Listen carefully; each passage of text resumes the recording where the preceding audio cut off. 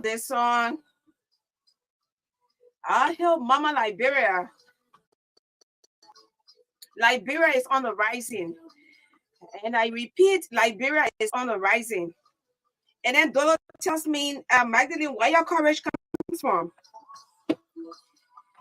And I told him on Friday, you know what? The Liberian flag has three colors, red, white, and blue. So the red expresses courage.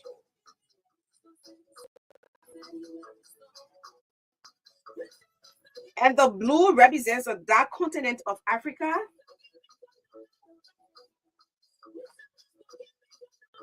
The white represents purity. So that's how we want to welcome you on today's program, the State of the Nation.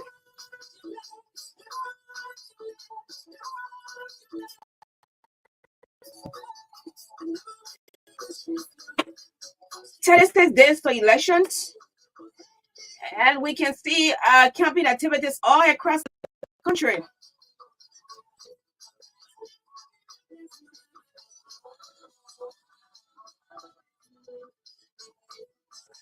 A president, 15 senators, and 73 representatives. At the end of the day, we will be here to tell you congratulations, job well done, and don't forget your promises you made to the people. Or else they will go back to Article 1 of the Liberian Constitution and tell you you have to get out. Yeah. Go rest. Go rest? Well, how you feeling relaxed? Say that. Yeah, if you don't do well, they will take to go rest. Yeah, you will be replaced and though that's one different.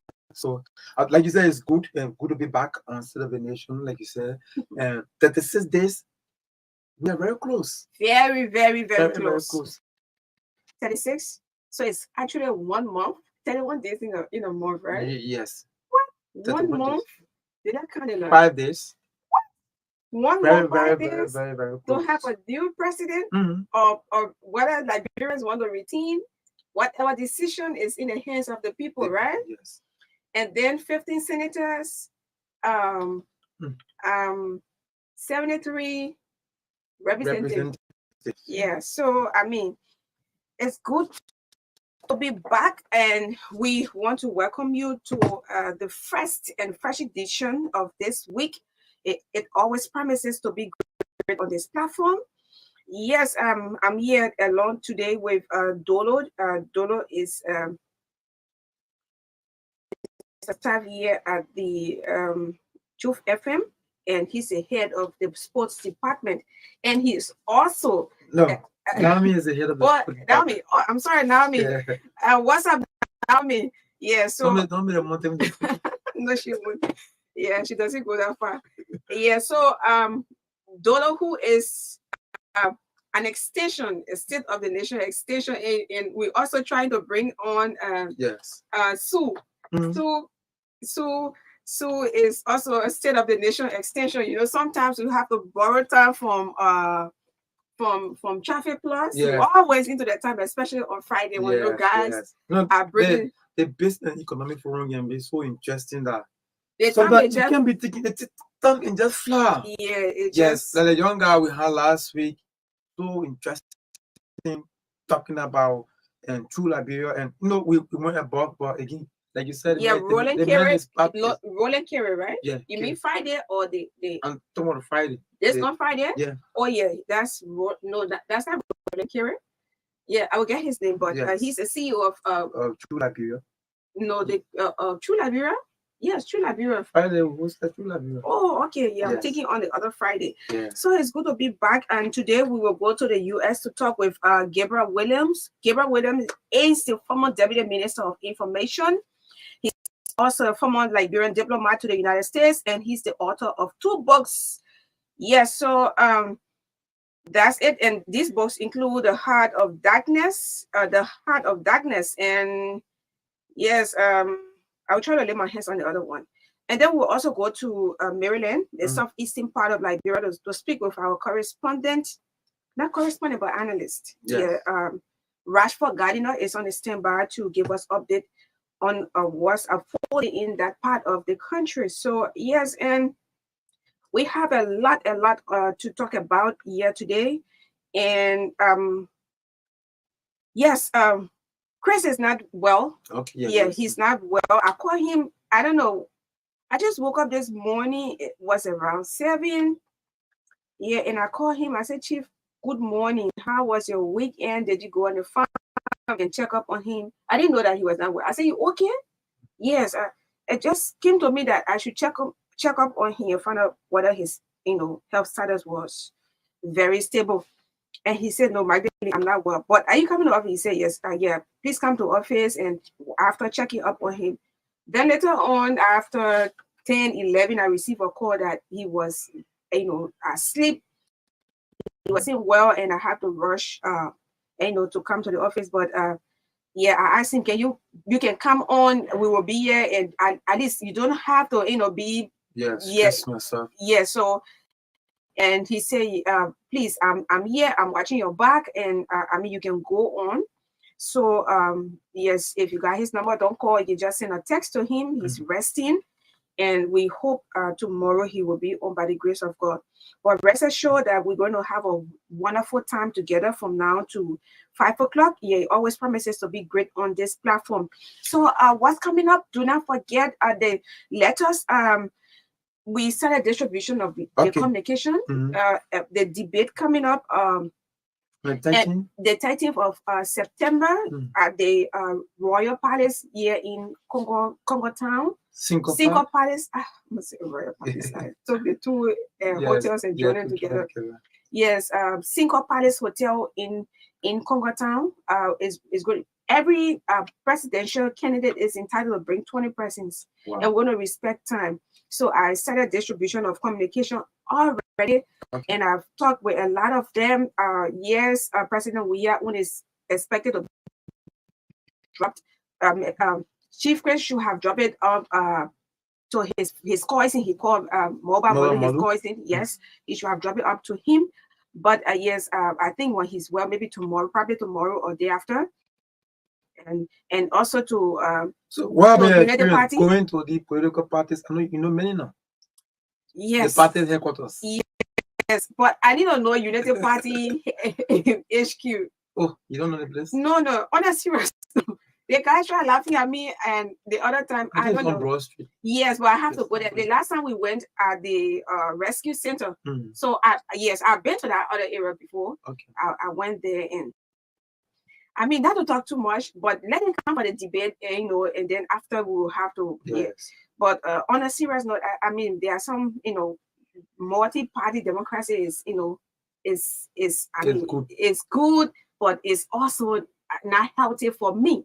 Not too healthy for yeah. But I don't want to talk about it too much. Yes, all of those 20 political parties. Yes, we respect your decision. Yes, that's why we want the people of Liberia to make a decision. Yeah, make decision. We want them to hear from you. We want them. It's gonna be civil. You were here. There's gonna twice here when when Sumo Moba, when Sumo Jones were here. I mean, the entire compound was filled. When I drove in the compound, when we came from out, I was like, "What's going on?" And they said, "But it was like an hour before the debate, and the entire place was crowded." No, to be frank, District number 3, Monswado County, is one of the most contested, and all the candidates are all good. They are great guys. So the incumbent has a huge work to do if he will maintain his position as representative. Because from the debate, from what I listen to the guys, their involvement within the community, their involvement with the people, all of them has something tangible to tell the people. And like you said, that's the essence.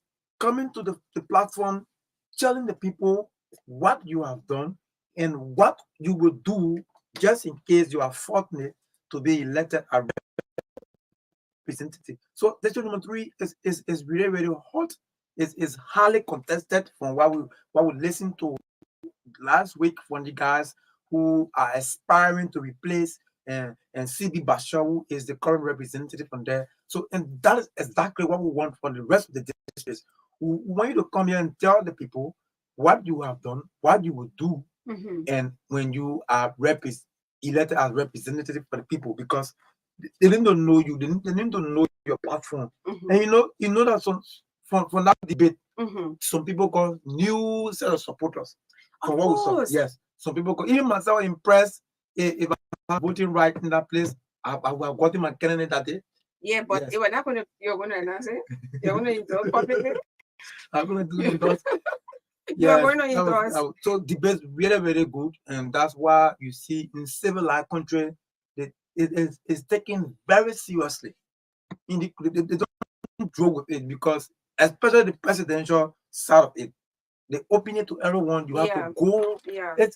We saw what usually happen in the United States. Oh yes. Yes, it's really, really interesting. It's interesting. And everyone wants to see it. Yeah. So we hope that, since we say we are partisan democracy, we hope that our presidential candidates can take advantage of this one that has been organized by State of the Nation. Come and tell the people. Yeah, it's so civil. Trust, you are in the hands of the professionals, so you're gonna have to be like, and we will protect you just the way we are here. We protect our guests. Our guests, yes. Yes, we are here to protect our guests, not from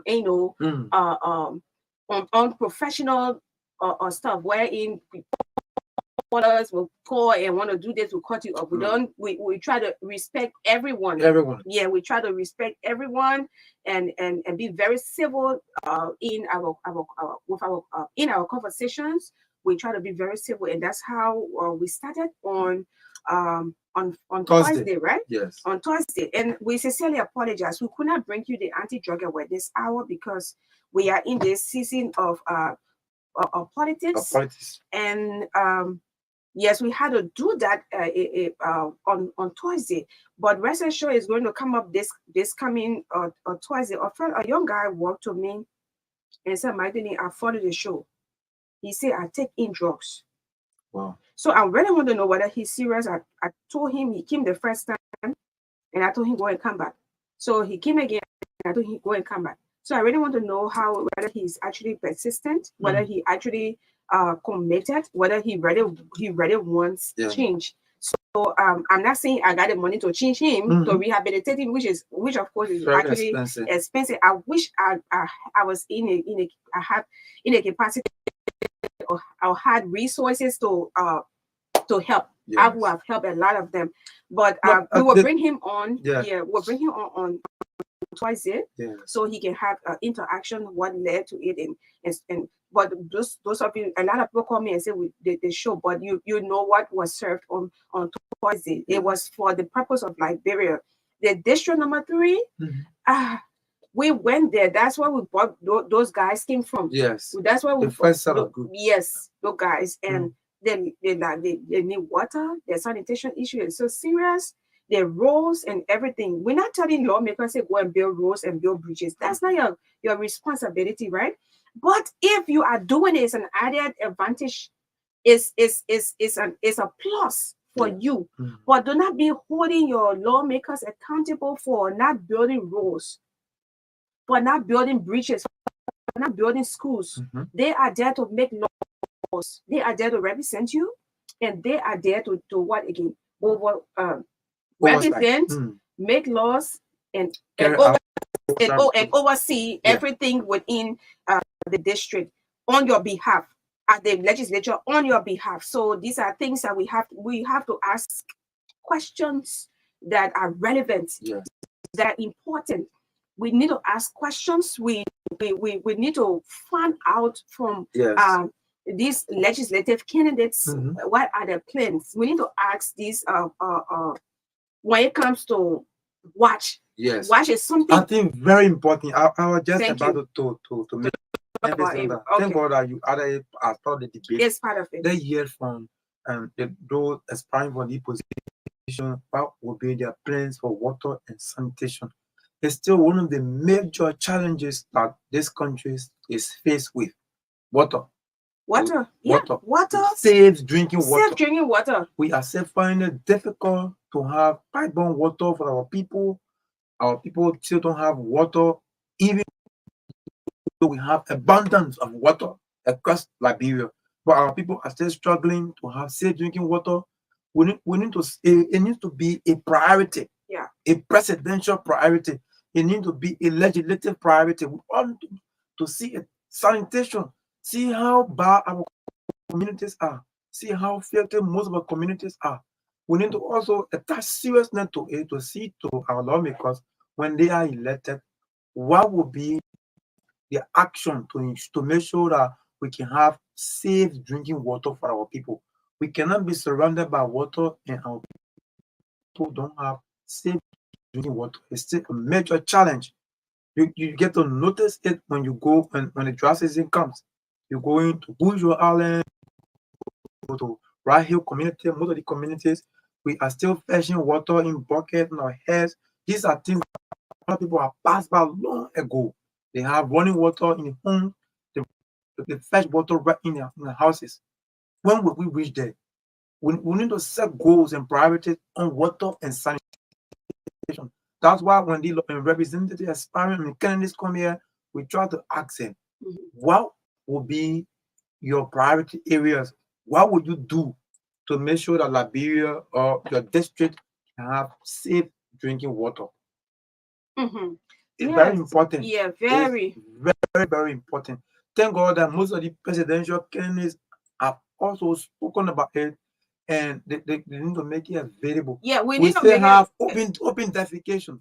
People using outside to toilet is still a huge challenge. Ghana Airway. Yeah, Ghana Airway. Many people still practicing Ghana Airway. Now, when you think about that, a grown man, you go in the public to sit there to toilet.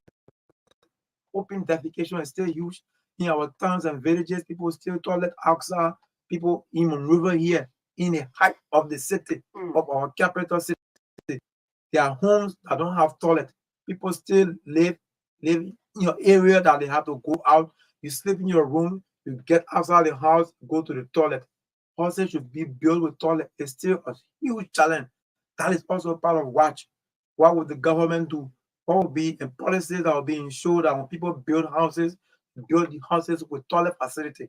It's too inhumane to see someone going out to use the toilet in an open area. You go to the beaches, you see people using it to toilet before we have the beach and waterways going on. People need to clean the areas, but now we have gone back to square one. Where areas are being used for public toilet. So it's very, very serious. We hope that the guys who will be successful, sovereignty lawmakers, who will be those who will maintain their position. There will be new ones that will come on the front end, that water and sanitation can be a serious issue, a priority for our country. Let it be a pillow as part of your developmental agenda, because we know if the current government is maintained, they need to tell us what action it will take to improve watch in Liberia, water and sanitation. Rest assured is going to be a civil debate, a civil conversation. I'm not taking calls yet. Yes. Yeah. So please, we are still looking for some and I seem to be correct here. Some of the political parties have no website where you have all of their information. You go on the website, you search for them, you can't find them. It's sad. It's something that should be a criteria when you are, being certificated as a political party. Of course, people need to know about you. Apart from this Facebook, people need to know about you. You need to have a functioning website. But sometimes it's sad to know that even our legislature, yeah, man. Yeah, so we talked about it the last time. The communications director, how you call him? Hits. Yeah, Robert Hins. Robert Hins. He defended it. That they do have a website. A functioning one. Yes. Like as compared to the we want something as compared to the South African parliament, right? Yes. Yes. Something something like comprehensive that you can get info. Who votes on what? Who did this, or all the basic information. You just start in.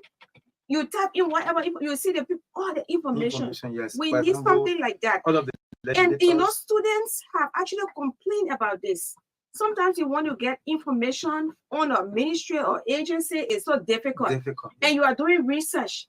You cannot be doing research and then you cannot sometimes using the freedom of information act. Yes, it takes 30 days to get. So if you are working on a project that you need to get within 2 weeks and stuff like that, it takes forever.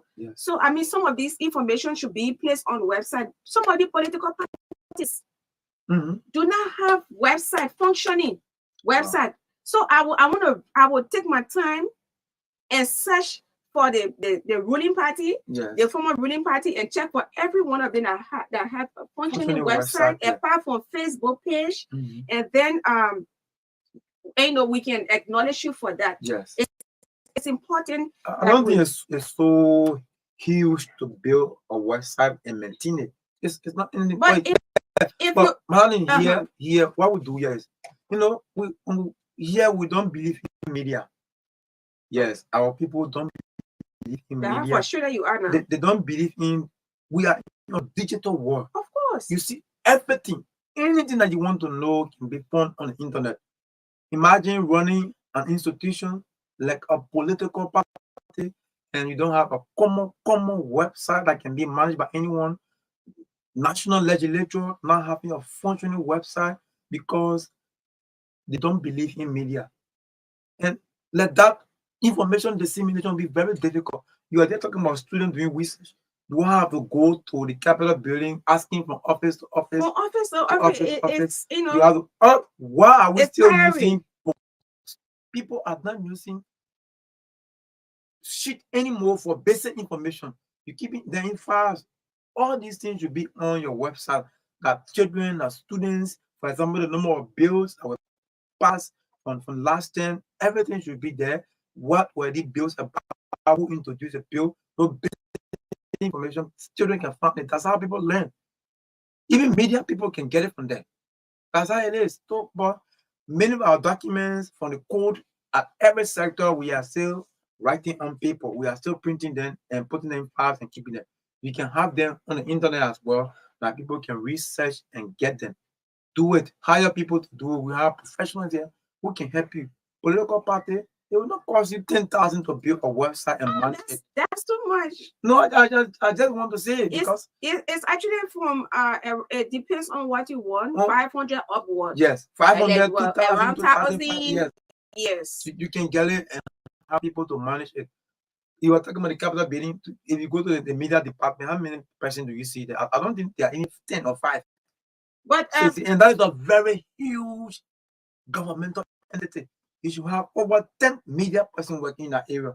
Maybe some people working online, they're online. Sometimes, apart from the talk show, if you're working, for example, like RCI judicial correspondent Peter Tobe. For example. Yeah, Peter Tobe. Does all the work online, right? So maybe they could, probably be doing their work online if that what they are doing is good. But if they're not doing it online, then what we can find information? Yeah, but people can work from home. Yeah, we are in here, except for those, for example, for the news, you're talking about Peter. Peter sit at house and do all of the stories. Just email them with the voices. He edit everything that is he sent it. Yeah, like so I wrote he doesn't have to travel an online platform. Yes. I mean, go do my stories, sit wherever.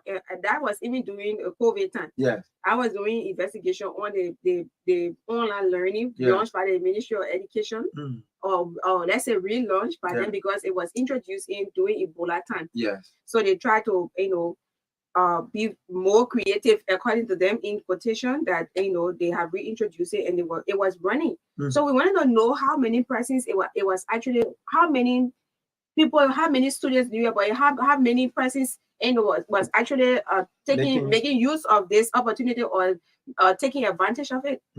But I found out that not many people knew about it. Yeah. Well, just to talk about so those information, after reading the article, just send it online. They edit it and tell you what you have to do. It online stuff, is good. Is good.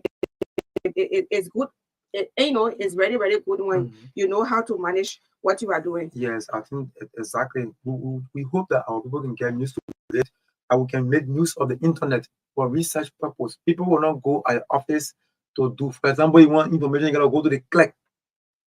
You gotta go all the way at the Capitol building there and go to the clerk office, and then you go. The person will not be there. You have to wait for them. They are being volumes of file for you to look through, and you want information. So it's difficult. All the information can be placed on the internet. The internet has space that can take any amount of information that is needed to be placed there.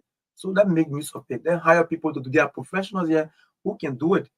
Yes. So for example, we can just email you your letter. We don't have to go at the office to see you. Thank you. Email to that's you. it. You can do anything you want. That's how I got scanner on my phone. I was telling someone this morning. I mean, sometimes you see me on my phone, you think I'm basically chatting or responding to something. No, I'm working. Yes. I got scanner on my phone. I reply to emails, messages, and for work purpose. Yeah. So, but let's take this. Let's go to Orange, Liberia. Liberia, best GSM company in. Yeah, so if you come in the country, you actually been it? Do you appreciate Orange before that thing go forward? Yes, I do. My thing. How? I only use. Don't I beg you? Don't call her any other GSM. No other company. If you see my phone, I use Orange as a one. It is the data, credit. Everything. So you really benefit. Of course, the packages. So much innovation. Sometimes I ask, you can see that Orange is not the only Liberian company. You see so much innovation. Every day they come up with something different, something beneficial for their customers. Is good. Orange has changed everything. So the competition is very huge. I was talking about advertisement. You know how much media institutions benefit from Orange for advert. Yeah, and they're still doing it. They really do advertisement. Some of you. That's it. Imagine if that was a Liberian company. They would say, but they got one million subscribers. Let's say. Yeah. Because the mail will invest 100,000 in one business. You tell them they're being 1,000. Let advertise the business. You say 1,000 too much. That is a remain business. Yes. But Orange is an international company. So you see the promotions, the average, the investment so huge, the innovation is so huge. So people are not copying after them. Some people copying after Orange. So it's huge. It's the best GSM company in Liberia, and they are the leaders when it comes to innovation now in Liberia. Wow. Yeah. Just because of that, you just want $1 from me. Wow. yeah, that's it. All right. So I get this one. We don't worry about it. There's a package for me. There's a package for you. There's a package for everyone. $4 I can reach out and watch my brother and enjoy with confidence. To activate, dial *888# or subscribe via My Orange app. $1 gives you 50 minutes on net calls and 5 minutes off net calls. The same dollar gives you 500 megabytes of data, valid 24 hours. Enjoy using the best mobile network, certified by Ookla second time in a row. Visit our website, www.orange.com.lr, or call 111 for more information. Brings you closer to what matters. Orange.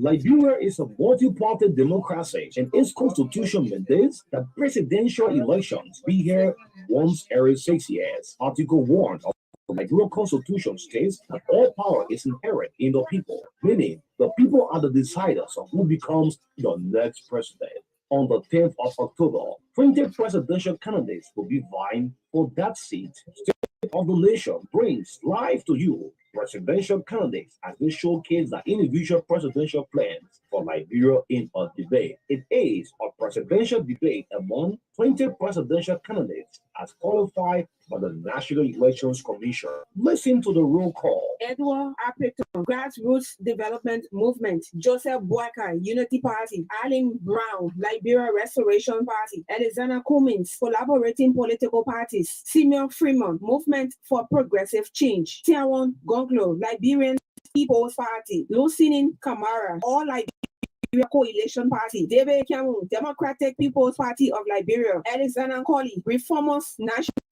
Congress. Shai Kuyate, Liberia First Movement. Benu Kroman, Independence. Richard Miller, Liberians for Prosperity. Clarence Moniba, Liberian National Union. Robert Morris, Independence. Sarah Yanti, Independent. William Tudor, Democratic National Allegiance. Joshua Tuna, New Liberia Party. George Weah, Coalition for Democratic Change. Jeremiah Wabo, Vision for Liberia Transformation. And Luther Young, Liberia Rebuilding Party. As they come to you for your votes, let them tell you about their respective plans for these subject matters: the economy, health, education, agriculture, among other cross-cutting issues, including sexual-based abuses, water and sanitation, and drug addiction. It is an open-door meeting of the minds on how you individually address these problems after being elected President of the Republic of Liberia. It's all taking place on Wednesday, 13th, in the auditorium of the Single Palace on the Thurman Boulevard. The debate time is 10 a.m. It's open to all. State of the Nation brings you presidential elections debate on September 13th. Don't miss this out.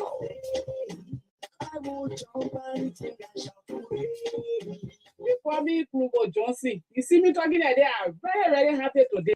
The reason I'm happy today, I've been sitting at home for the past years. My fellow women are also there. But God sent it into to me in my life, in our organization. He gave me room. 2 days room. I always send my children to school. The school year closed. 2 days room. My husband was not doing anything. But I said thank you. My fellow women are also there. Listening to me. Comes October 10th. No more one value back. Because liability is the trust. Your true liability that started selling, and my children are happy. Thank you for listening to me. Vote liability. My name is Josh Mayengold. I'm the motorcyclist. I choose liability to be the best representative for the district. Vote liability on the ballot box number 1. My name is Albert Wesley. I'm a resident of Nava community. I'm a motorcyclist and I believe in the ideology of liability. So 14 comes automatic number 1. My name is Jean. I'm for FDA community. I'm a motorcyclist. I'm calling on everybody, all motorcyclists, to please vote on our liability. Number 1 on the ballot box. Our liability have been a good man. He has helped with the motorcyclists on many occasions. Please vote on our liability. Number 1 for better district 4. Hello to everybody. I'm Johnson Davis. I'm a motorcyclist from Bonasvan. Liability have been a very good man. It's because of liability I'm proud to be a motorcyclist. If we vote liability as representative of district number 4, you will do a lot for the young people. Vote liability number 1 on the ballot. Hello everyone. I'm Sam calling for Zupatan. I'm calling on my fellow motorcyclists to please join me for better district 4. Liability is placed at number 1 on the ballot. Join so we can vote liability better change. I'm George Kilbo. I live to go for Scouty. I urge you all to please vote on liability. The reason is that because in educating youth, make us attend computer school, and now I'm a professional driver at the Liability Foundation. So please, I ask you all to vote Honorable liability on the ballot box number 1.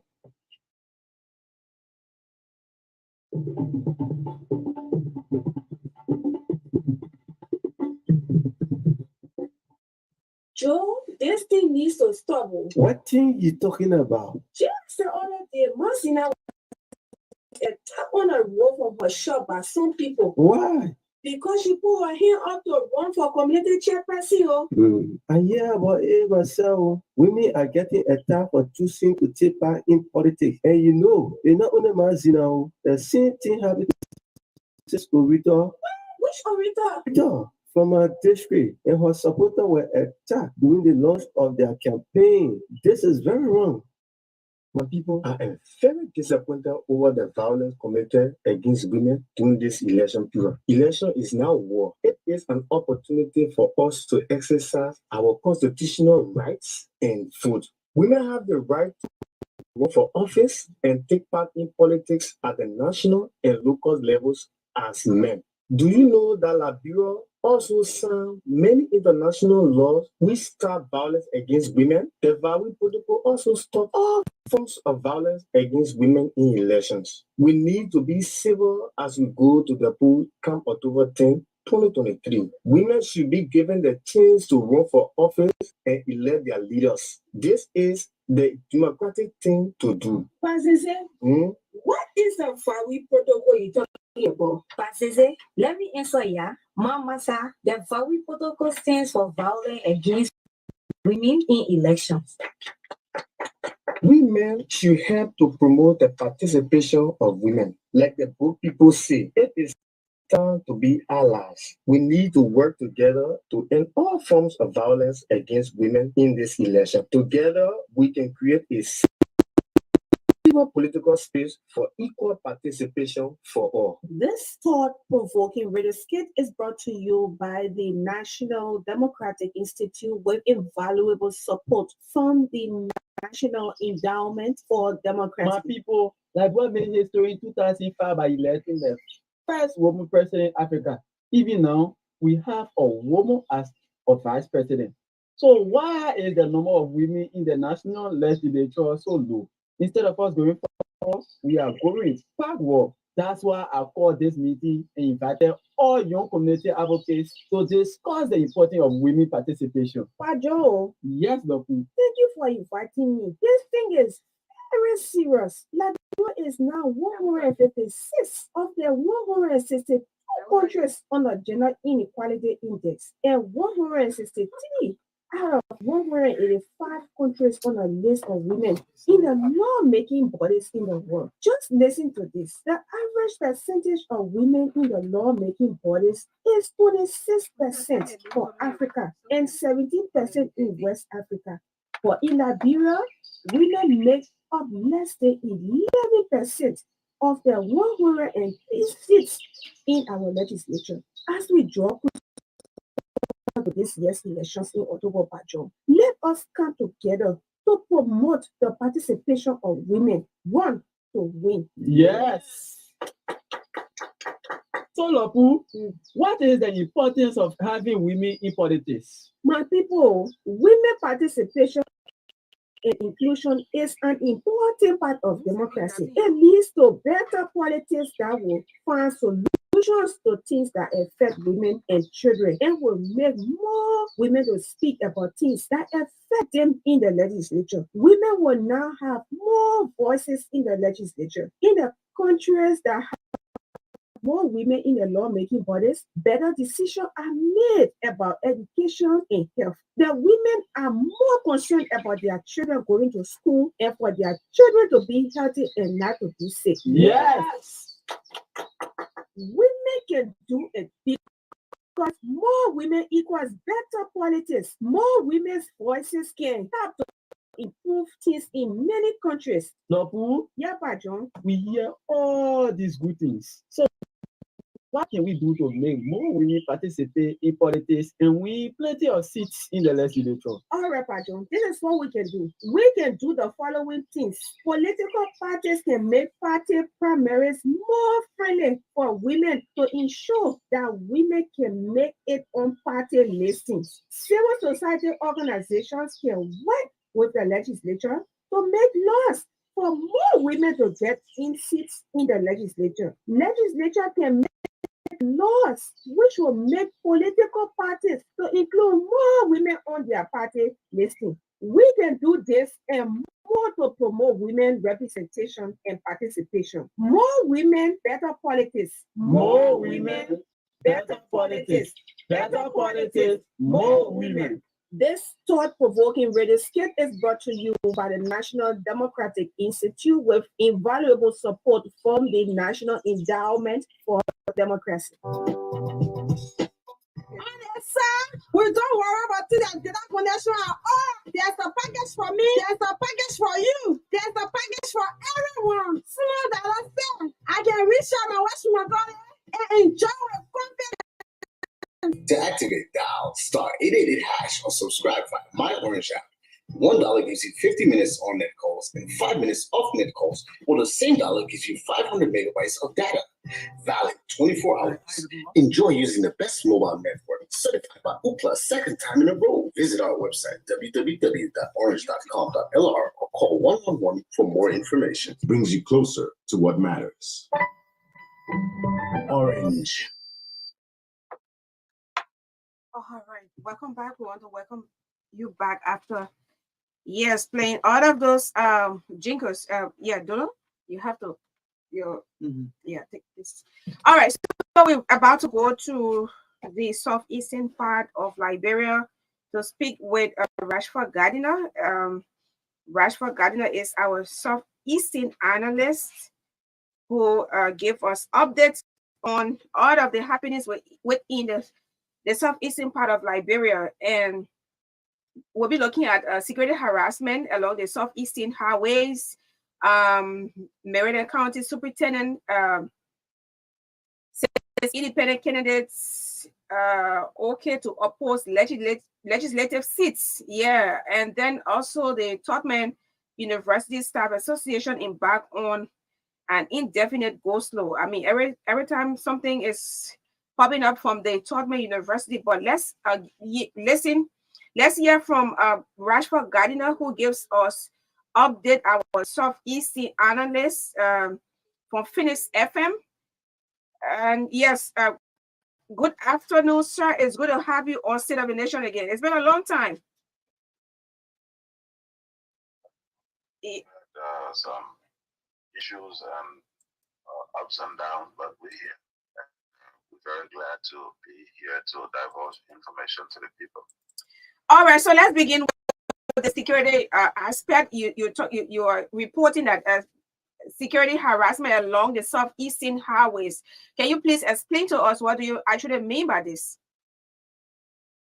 Compounding the bad situation between Sakipia in Member County and Fishtown in River G, the security apparatus, especially the Liberia Drug Enforcement Agency, and with particular emphasis in the Grand Jida County area, especially at the checkpoint at the Sapo National Park, in the section where you have the a T junction branches off to the Sapo National Park.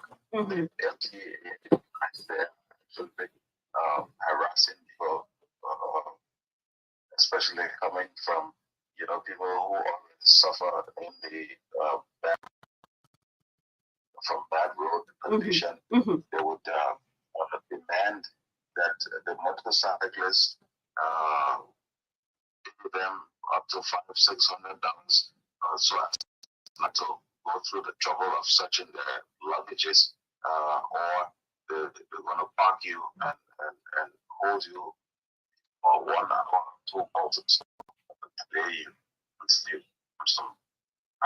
was actually harassed on the 22nd of August as I rode my motorcycle to Maryland County through Nema and Grand Jida at that particular checkpoint. And it was not before they got to know that I was a pressman that they decided to stop the search.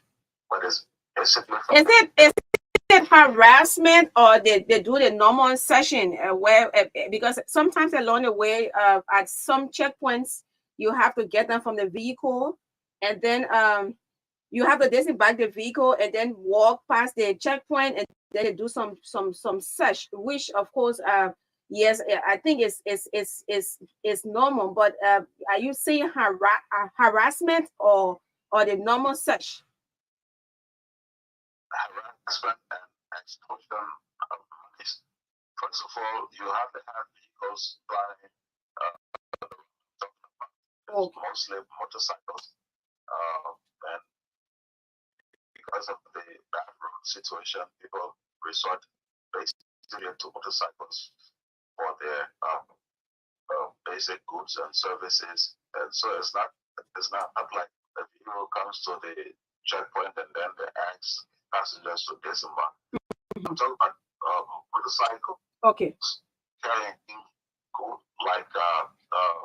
putting maybe rice and oil, you know, for sale at the various markets in the interior of the southeastern region. That's what I'm talking about. And so as not to have them offload all of the payload on the motorcycles, they would ask that you pay them $500-600 $1,000, and then they just let you pass. They call it get dropped. It's also in central Liberia, but southeastern region. So because of the bad road condition, that's why they are exploiting. Is it done by security or they are just gangs? No, security. Okay. By security people, specifically the Liberia Drug Enforcement Agency people, especially the Sabo National Park checkpoint. And this is something that we believe the Ministry of Justice should look into. I did a formal complaint through text to the Minister of Justice. I got no response. I contacted a few of the LGA people that I know in Monrovia, but got no redress to that. I was harassed at that checkpoint. I had only one backpack tied on a motorcycle. I was riding alone rather. And he said that I should get them because I look like a drug smuggler. Wow. He said because I refused to give them money for it. Then Rashford and apart from the bad road condition, what do you think are other reasons that the security officer do these common harassment I talk about? What could be other reason? Well, basically, because let's start with the bad road condition. Because of the bad road condition, you don't have many trucks and pickups plying the route as usual. So basically, people resort to carrying goods. Sometimes a business person would charter 3 or 4 motorcycles to transport the goods, for example, Gata in Nimba County to Tiamantown in Virginia County, or Swedru to Tiamantown, or Ganta to Kawikan in Riverview County. So you have more motorcycles. In fact, throughout the night, you find out that there are motorcycles applying the route between Sagipie and Kawikan in Riverview. So that's it. And the other fact would be that, for example, that checkpoint I just described at the Sport National Park checkpoint, there's no network coverage there. So I tried making a call to Monrovia to see if they could rein the guys in, but to no avail. So it's like they are law to themselves, and we can only hope that the Ministry of Justice does something about it. Have a way to report these guys. Because just a law to themselves, they would detain you, harass you, and even make threats, especially in that area. Don't you think it's because of welfare? Because most of these security officers in the leeward counties normally complain of lack of logistics, salary. Don't you think this welfare situation is also leading them to that? That could well be. Because there's no one to hear them complain about lack of salary, lack of logistics.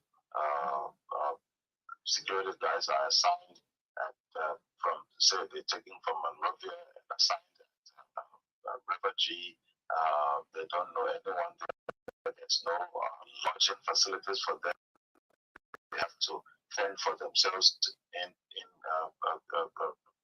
getting lodging and accommodation, feeding and whatnot. So yes, that could well be one major contributing factor.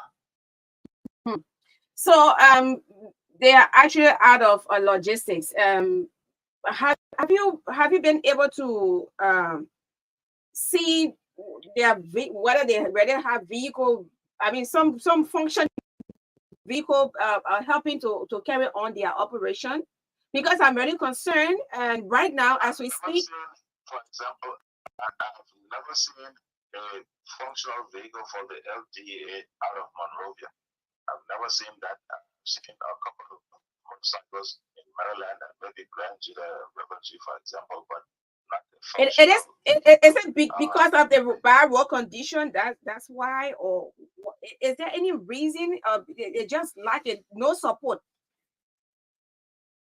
Well, if the border patrol could have vehicles in Grand Crew and Maryland counties as well as River G, this means that the other areas would have vehicles as well. But take Maryland County, for example. Since 2 years now, the police vehicle was destroyed by in a violent protest by rowdy youths. Till date, they've not given the police in Maryland County a single vehicle. The vehicle that motorcycles. You said how many years ago? It's 2 years. Yes, 2 years. Right from that, get it clear. Are you saying that the police detachment in Maryland County doesn't have a vehicle, a single vehicle? Not a single vehicle. There were 2 vehicles, one Nissan patrol jeep for the regional command, which covers Region 5, which covers River G, Maryland, and Grand Crew counties. There was one vehicle, that one broke down. In fact, it was never given to them. It was a gift from the on-mail people. And then you had a Land Cruiser, Toyota Land Cruiser pickup, double cabin. But that was destroyed 2 years ago during the riot. Motorcycles they had are all maybe out of repair maintenance at this time. And even the police headquarters in Harbor, there's a bad leakage. The roof is leaking, and it's just a terrible situation. All right. Yeah. So thank you. I don't even know where to start from, but yeah, we got to get going. Let's talk about this before going on to the Tubman University Go Slow action by staff. How's the camping activities ongoing in the southeastern part of Liberia, especially Maryland? Then you can go to the other counties that you have idea. Surprisingly, in the entire southeastern region, there's not been any major launch or any major activity of an individual party or political bloc, not even the ruling Coalition for Democratic Change. So all you see is the operations of individual candidates. In fact, for Maryland County, we've not even seen the incumbent representatives and senators, campaigning around. It's been all the maybe opposition and maybe independent candidates, but nothing major as you get from, say, the Unity Party or the CDC or the CPP or what have you. So no violence for now. Everything is under control. For now, no, not anything major, unless people may be hurling insults at each other, and making threatening remarks. Nothing major, nothing physical so far. In fact, that's the message most of the local radio stations have been preaching and applauding the supporters of these various candidates so far. There's not been any physical interaction. What about flyers? In terms of violence. Flyers, do we see flyers maybe of the president and billboards? Being tuned down, yeah? Yes, there were a few reports of that, but on Friday, the superintendent of Maryland County, George Brown, he came out and actually warned against that and promised that anyone who is caught in that act would face the full weight of the law. He said you could disagree with each other, but not to the extent of destroying bill of the candidate who you don't support, because this is a campaign period and everyone should be free. Have you heard of any presidential candidate planning a trip? It's acceptable, right? Right, for just the final question, have you heard of any presidential candidate having a planned trip to Maryland County? And what do you think the political and atmosphere will look like if we don't see any major presidential candidate coming to Maryland? Well, all of the major parties, which would include the ANC, the UP, and the ruling coalition for democratic change, have planned visits down here. In fact, President George Weah, the standard bearer of the coalition, is expected in the country in late September, around the 22nd or so. He's expected to spend 2 days in the country on his campaign trail. We've heard also that, and this is yet to be confirmed, because every now and then people would come up with dates and not follow up on them. We've heard that on the 17th of September, we choose a visit by a huge delegation and entourage of the Unity Party. We've not yet heard anything about the ANC, but so far none of them have turned out here, and none have given a concrete date, save the TDC, which has announced that on the 22nd, President Weah is expected in the county. We are yet to see when it's going to pass because of the horrible road situation. We need to see where it's going to pass. We yet to see whether he's going to use the road and how the guys are going to, have it patched up enough for him to ride on it. Perhaps he's going to fly or maybe come through outpost or whatever, but that's something we're going to we're poised to see the outcome. All right, so the Todman University Staff Association, TUSA for short, has embarked on an indefinite go-slow action. What do they want for this time around? For nearly 2 years now, the president has been operating headed by an acting president, and several issues raised by the Faculty Association on the one hand, and now the Staff Association on the other, not least to mention the student body, have not been totally resolved. As you speak, the university is in dire need of goods and services. People are agitating for increment in salaries, and so the Staff Association, apparently being backed by the Japan University Faculty Association, have all maybe concorded to go slow, which is actually hampering the registration process for a brand new semester. They've all decided to go slow until President Papa is named by the board and approved by the president, which is the president of Liberia. Now, this is one thing that the staff and faculty have been saying. They want could the policy of the university state that the chief of the university's board should be the president of the University of Liberia.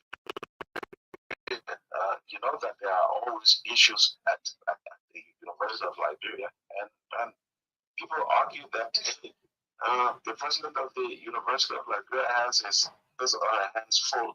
When would that person have the time to finish settling their own problem before going to carry the burden after American University? So as we speak, everything has brought down a standstill.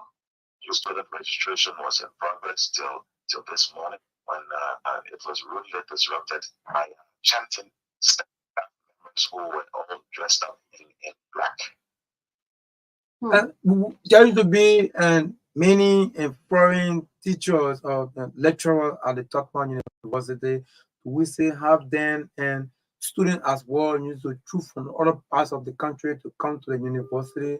Are these things still happening? I didn't get that part, sir. Do we still have enough foreign lecturers at the university? Yes, there are, even though the incumbency of the former president who was phased out by the students, we still have quite a bit. We have at least 2 Filipino staff, a good number of Nigerian, Ghanaian, and Sierra Leonean professors.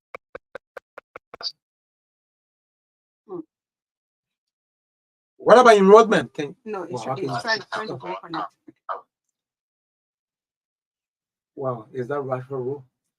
Yes, I mean you've seen it. Yes. His picture. Mm-hmm. Sometimes I just call him. It's the real condition. Really I just call him to see the truck. I mean, this is not a road. It's bad. You don't call this a road. It's terrible. I went to Sando in 2019. Yeah, I mean, I don't go back. I was sick for a week. You don't call that a road. By motorbike. I would try to let him. I want him to send me this picture. This is not. You don't call this a road. Wow. See, the truck is almost falling. This is not a road. See the back. So you really expect people to have free movement. Maybe this picture. We'll find out for him as to whether when this picture was taken and how the condition. I think it was late. Nobody can see it. Yeah, it's so sad. But let's try to reconnect with Rashford. Yeah, so let's try to reconnect with Rashford. Yeah, Rashford.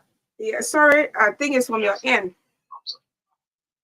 Yes. Okay, yeah, so you can just continue from where you stop. Yeah, so since 2018, 2019. Hello? I think the internet is bad.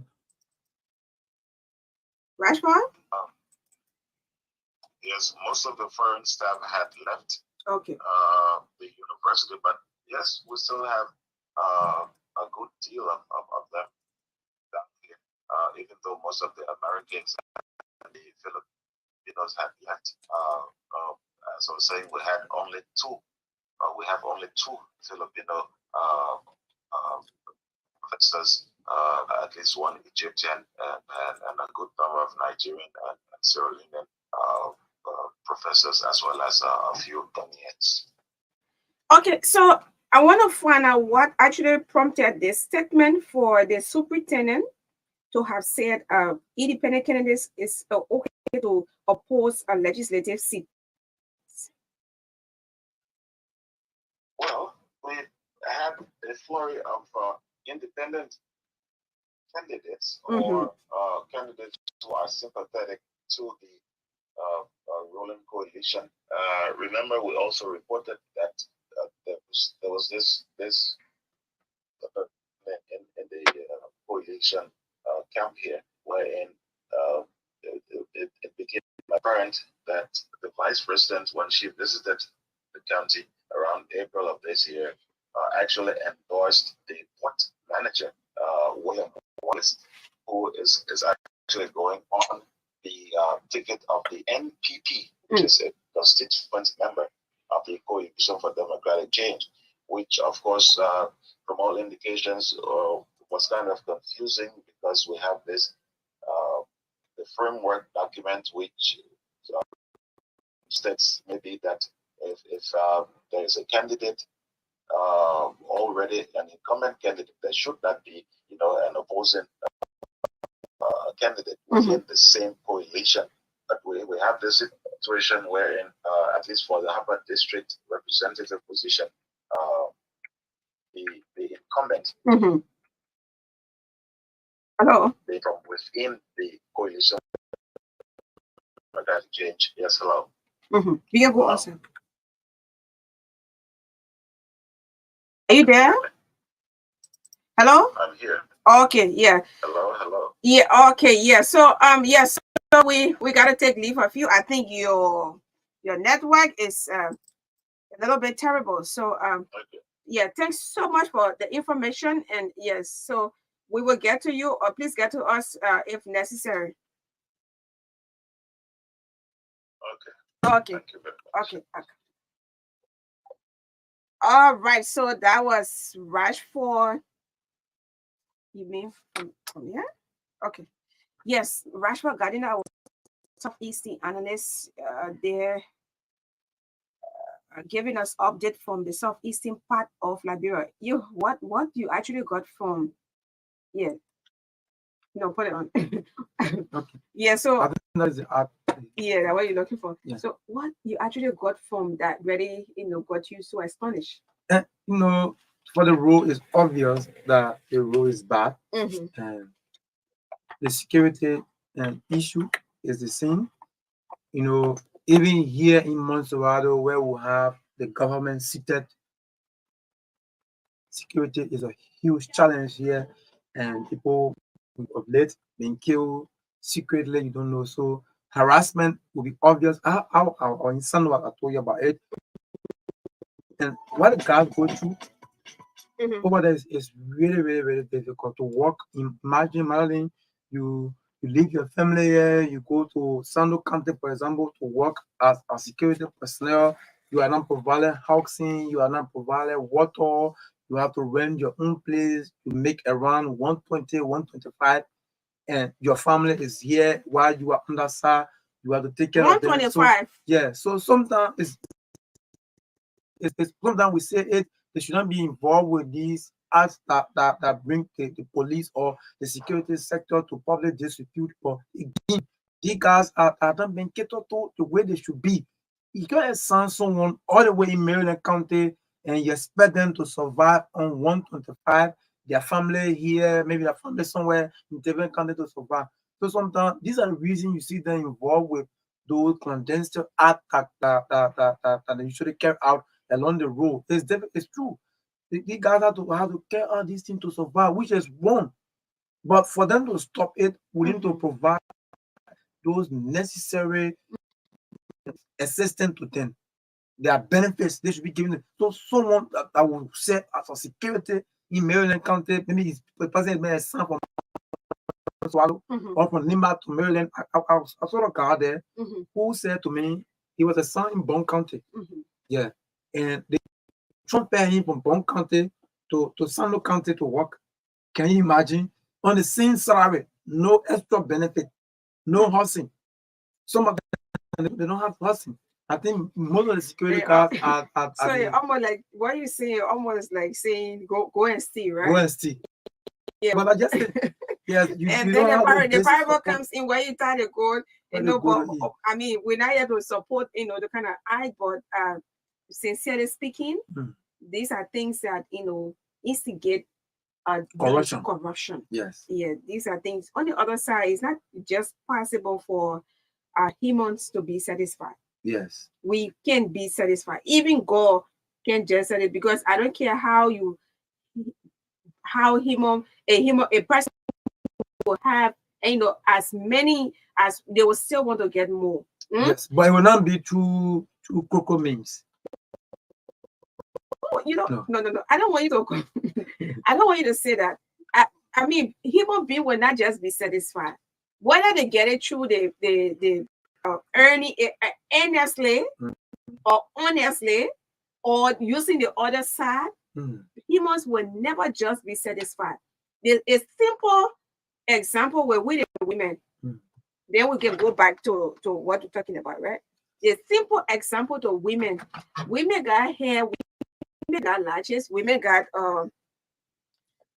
lashes, women got nails, women got butt, right? And no, don't pay attention to him. Leaving you. I didn't want him to remove. Okay. Yeah. Okay, you took it from the already. Yeah. So women Yes. So women got everything. Okay, it's not. But women will still go and buy something because they're big boot. I mean, butt now, but right? You know about that, right? Yeah, I heard it. They will want I've not seen any though. No, it's right like. Wow. Yeah, Yes, it's something like baggies and they got a sponge in it. So now, be careful. So you gotta be careful. You gotta make. Yeah. Yeah. But On a serious note, yeah. So why let me learn. Yeah. You gotta be careful. But on a serious note, humans will not just be satisfied. But on a serious note, these people need to be taken care of, even on the anti-drug awareness hour. When it comes to that, one of the panelists who is the former Deputy Director General for Administration at the lead, the Drug Enforcement Agency, he says this is something that we were all working on, how we can be able to, improve. Yeah. Especially those in the countries. Yeah, give them benefits, because if you don't take care of them and something coming in the country that worth millions of dollars, that worth too much money, and then at the end of the day, they will have that person who has like 10% depending on them for support, for school fees, for food, for rent. They will want to go. They will accept the bribe because they have family at home. Care of the family. They got family in the hospitals. They got friends who are also calling it. You know, the small thing you can get for. You know how many people depending on you. I don't want to. You know your number. I know you got your one wife to be, but you know there are other girls who will ask you for support. Mommy don't got. Why maybe other people will ask you for support for help. Now family members. Okay, let's say family member because I want support anything here, right? Yeah, they will ask you know how many people depending on you? Yes, I know. You have not even arrived yet. And you have a lot of people depending on you right now. I must name it there because I don't know them before I fall into problem, right? So these are things that instigate some of these corruption, but we're not supporting it at all. We're telling you wherever you are, when you're not being paid well, you should go, you should go and steal. Let's even start saying corruption, right? Mr. Kumi will say, Magdalene, sometimes you have interview with him, is stealing. Yeah, it's actually stealing. So that call it as stealing. And it's stealing on a serious note. So let's try to take care of things. Let's try to imagine what Rashford telling us. Let's say, for example, you work in Maryland County. You are in Bond County and you are assigned in Maryland. You want to come back to Bond County maybe for visitation. Your main aggressive say you are well, but you're pretending. So like you are in Maryland County. You know how much it will cost you to leave from Harper to come to Banga? Maybe 3 times your salary. Imagine how much you. So when you send these people there, it's not only the security sector. They help people craft for it as well. Education sector the same way. You assign the people who give them housing allowance, give them transportation allowance, maybe feeding and all of those things. Give them those basic benefits that will encourage more people to go there and serve, and they will serve with diligence. We know it will be difficult, but they will try their best to some extent. Because if you look at all the benefits when you are taking from that area, people even be fighting to go to the areas when the benefits are attached to their salaries. So you just strike one sector that needs more attention, and everyone is saying it is the education, right? We do have qualified people in Liberia. Nobody should say we do not have qualified people in the education sector, especially within the rural areas. But do you expect the person who got master's, PhD, who is very qualified, go out of time to work and being underpaid, low incentives? You expect them to be out of time, they move on the boiling point? It's not possible. After you want contest, you can do it. So you find that most of these schools within the rural areas, yes, they have volunteers. Yes, they have volunteers in the areas, and some of them work 8 years. They are still. Can you imagine you be volunteering for 8 years? I went to one town in Toaston. I mean, around the Ivory Coast, Grand Gita, Toaston. In the whole school, and only one teacher. Why you carry them 5? I mean, right here in 30, right? A teacher don't have me. I know from grade 1 or from ABC. No, from grade 1 to 6th grade. Wow. Yes. Look, Dolo, I have traveled around like in 6-7 counties on educational related programs. And when I went there, I forgot my job and I was crying. Wow. Yeah, because the situation there is, somebody was saying, I went there. And I will tell you, if you have done a lot in those areas, then we will appreciate you. But on a serious note, we need to pay more attention to education, especially primary education, because it's a foundation. If you do not have a good foundation, President, I will call you back. If you do not have a good foundation, you are in problem. There are sometimes people make mistakes, grammatical error. You know that they are making, some grammatical error. You know that error. You know that mistake, right? Yes. But when you lack foundation, you will be saying it and you will feel very confident of what you are saying. Yeah, you will feel very confident. President, I will call you back, please, Madam President Fija, Female Journalist Association of Liberia. I will call you back, please. So we will go to I don't know what you want me to play over there. I think it's the app. Worship. Okay. Yeah. So, but before we would open the lines, maybe people want to participate. We'll go to the U.S. and we'll talk with Mr. Gabriel Williams. He's a former Deputy Minister of Information, former Liberian diplomat to the United States. He's the author of 2 books.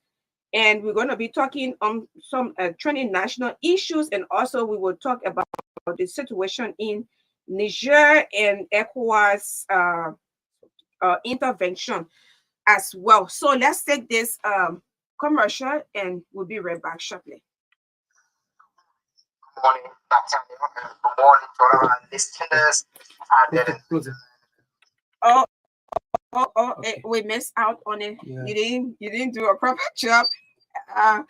Okay, but that's a little mistake. So let's get this one from NDI. That's a National Democratic Institute. Let's get this one.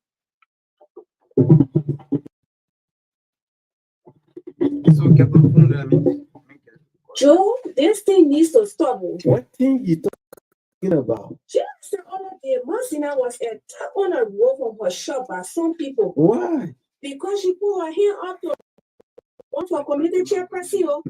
Yeah, but myself, women are getting attacked for choosing to take part in politics. And it's not only Masina. The same thing happened to Cisco Rita.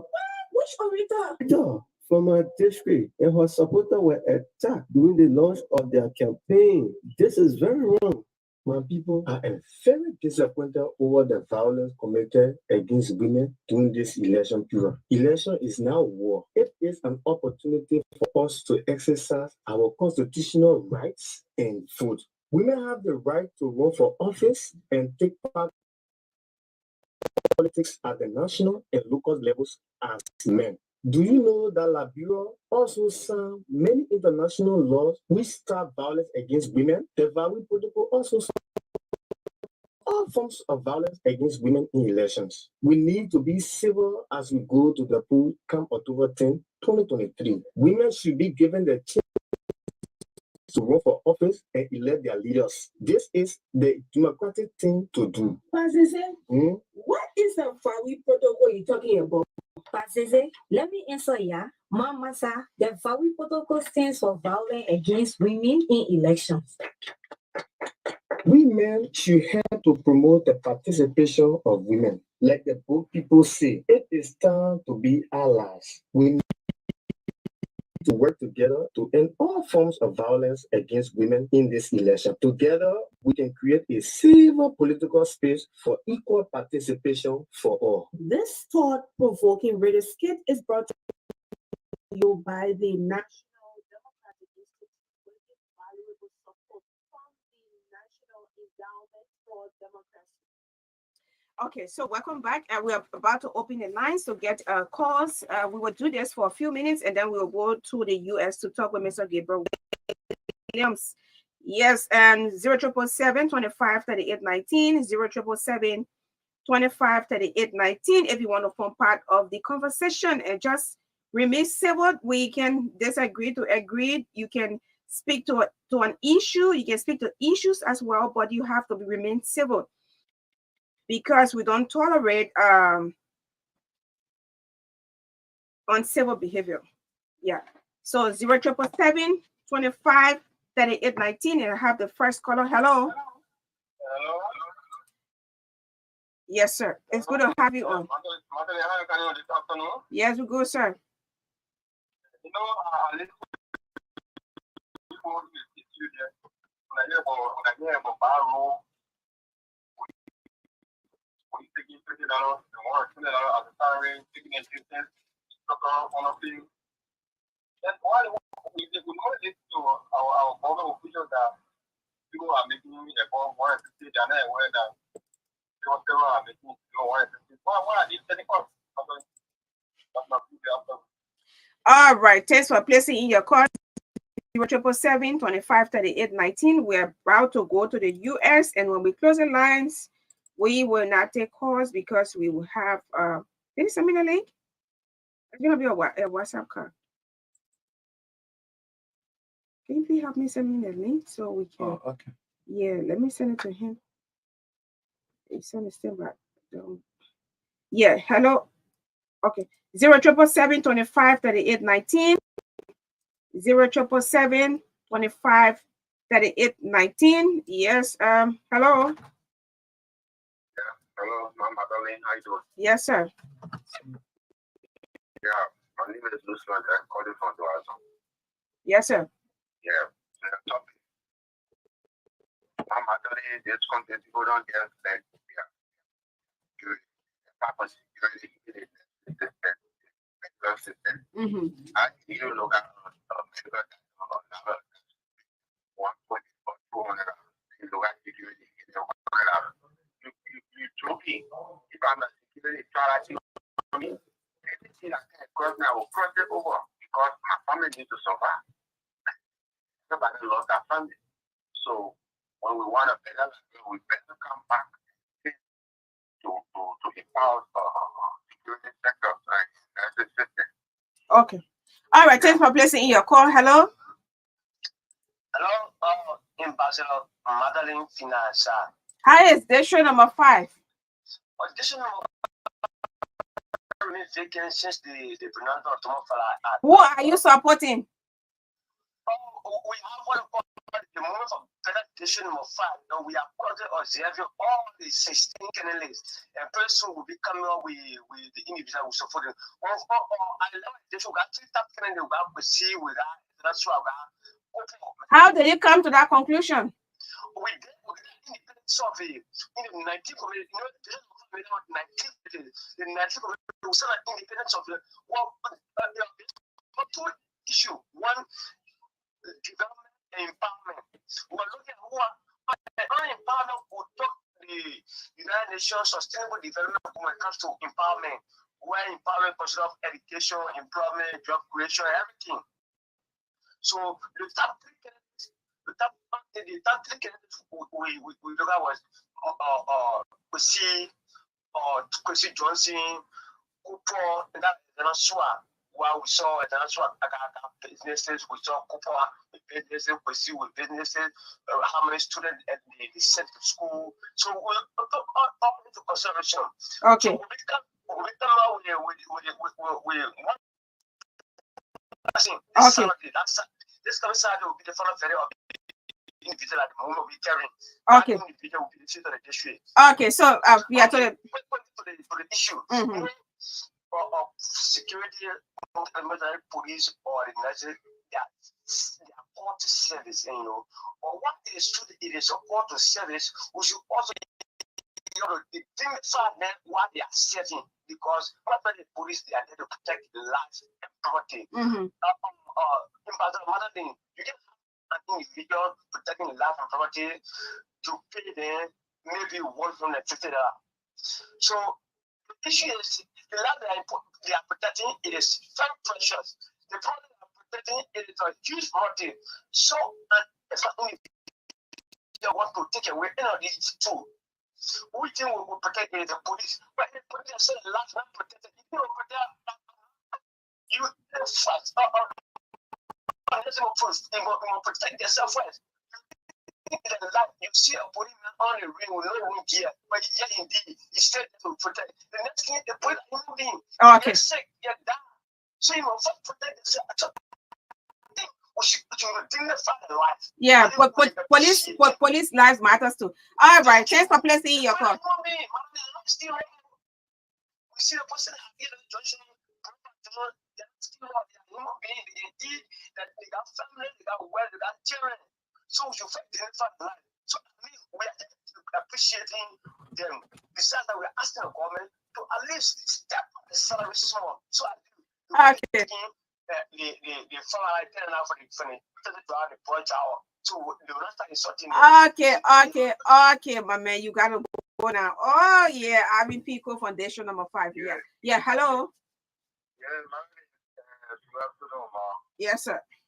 Yeah, this is Josiah VJ speaking from Grand Valley. Yes, sir. Yeah, man, I'm just on the issue of the bar road conviction.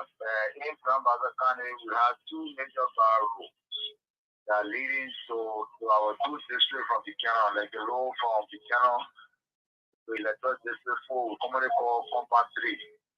So very, very difficult road, and then we thought that even the president couldn't have carried that road. Very, very, very difficult. And then look at the one from Buchanan, also to this Electoral District 5. Those are bad roads. I mean, that are actually giving our people hard time, even to take our cross from the butches to bring it to Buchanan. I mean, it's very something. It's just raining, and the rain can hardly stop. So I think this time, I think the government, like what the president said, he will take the road from Buchanan to Sound or whatever. I think he should do that probably after the election. I thought you want to say before the election. I say. Okay, all right. Okay, thanks for placing in your call, Chief. Our peace ambassador set up the peace ambassador, Emmett Hammer. Yeah, God bless you in terms of saying Magdalene and Eddie Group. Thank you so much for the recognition. For the problem, my name is Emmett Hammer, economic council this afternoon. Magdalene, let me appreciate you this afternoon and the report from Maryland as the ready teacher. Magdalene, do you know when you see one of the police, try to go to the rural park. If you leave and go to the rural park, what becomes their family? If somebody is making 125, according to 125, 125 for a family. Today you could go to any daycare school in Tunisia and go to 35,000 and bring that up. To buy a 25 kg, I go to 3,300 and etc. So we try to follow penny card at the end of the day, go to 18 million or go to start on the other tower. But you have to pay good morning. And this came out of you so happy. Charlie Mark in the country. Today you say anything okay in the raw part of my Guinea country. Because the lack of mobility, how do you have to go there? You could have to turn around to the motorcycle and all. But what we pray with that is first there's the election. When that bro to choose their leader, they will all give us security. Because we can't live with all security. We cannot go see any good salary. We are going to the country. Okay, thank you so much.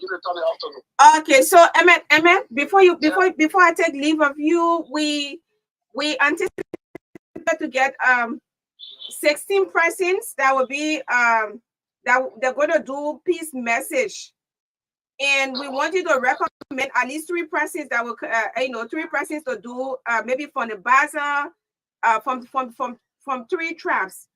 I will do that. I will submit a link to you.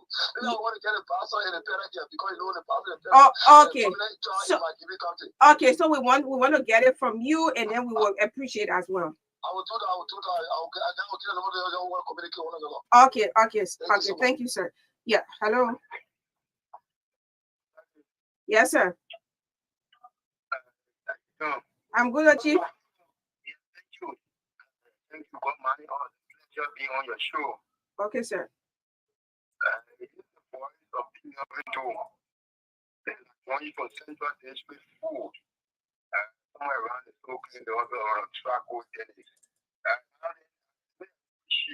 For your food, the way in which you presented your show and your way you want the show.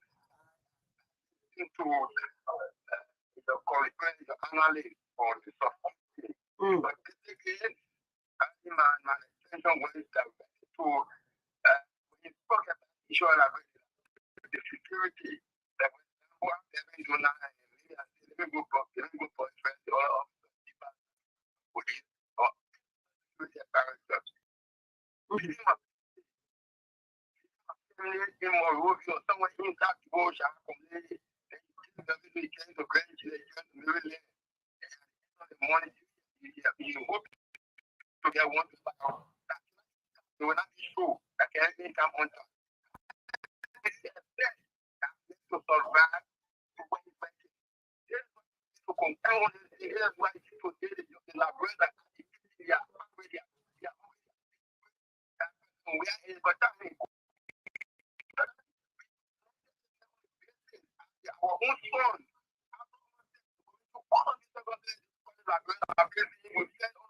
On the ground that just we are to really but it gives us points of wisdom. But we want to see for that person we are.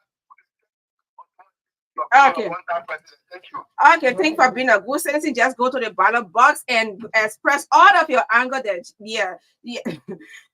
Hello. Yeah, go to the ballot box and express all of your anger. Thank you. Yeah. Yes, sir.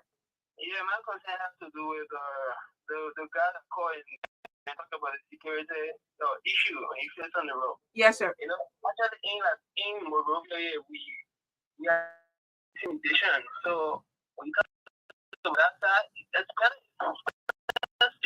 They're asking you to grab gear. That should be that's a common thing the guys don't do. So if we have to look at it, the security and education in the rural areas, especially the ECD, we have to be able to be careful. So that's my two concerns. All right, sir. Thanks for placing in your call. Hello. Hello, Madeline. Yes, sir. Okay, it's not a lot of people afraid to speak. I know. You say they want to go to please add sorry off. Mm-hmm. Now, something is all right to make what's out of the country. To be the country.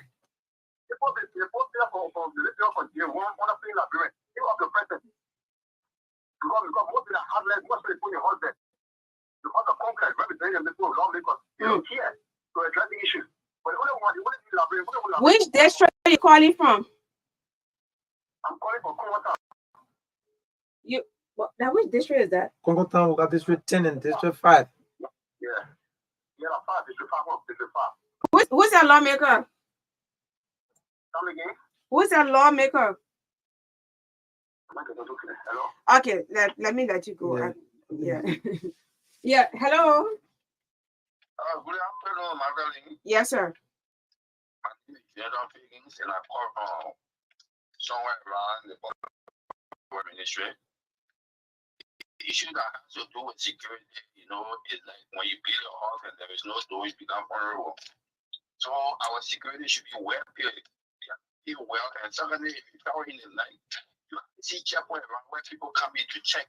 You move up and down as a well, and these are times that things enter the city, So I think the security should be prioritized. Security is not prioritized, and pay well,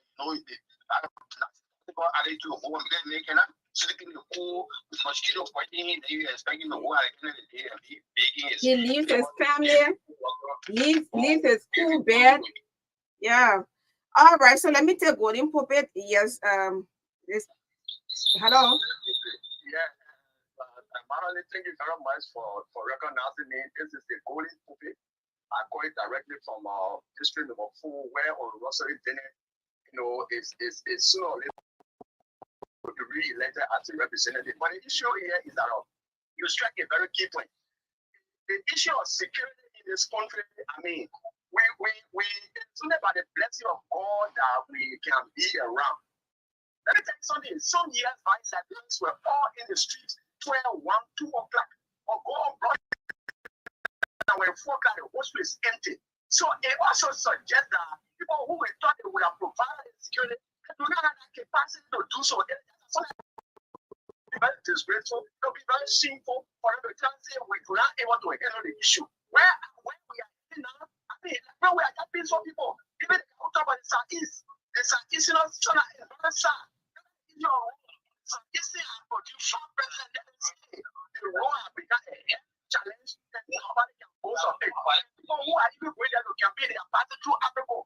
It's a very shame, it's very shameful for us. Shame.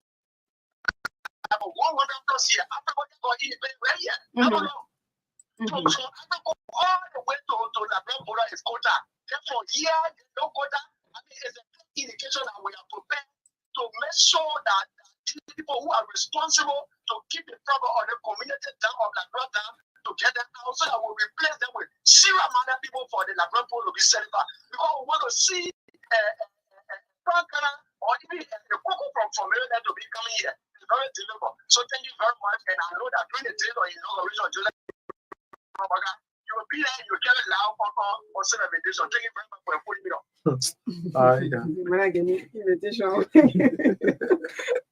I can remember when I think 2011, when 2011, yes, I think that was on our inaugural ball. Yes. Right at Peaceville. Down there, put aside your party. Good afternoon, sir. Yes, sir. It's good to have you on. Thank you. And let's see.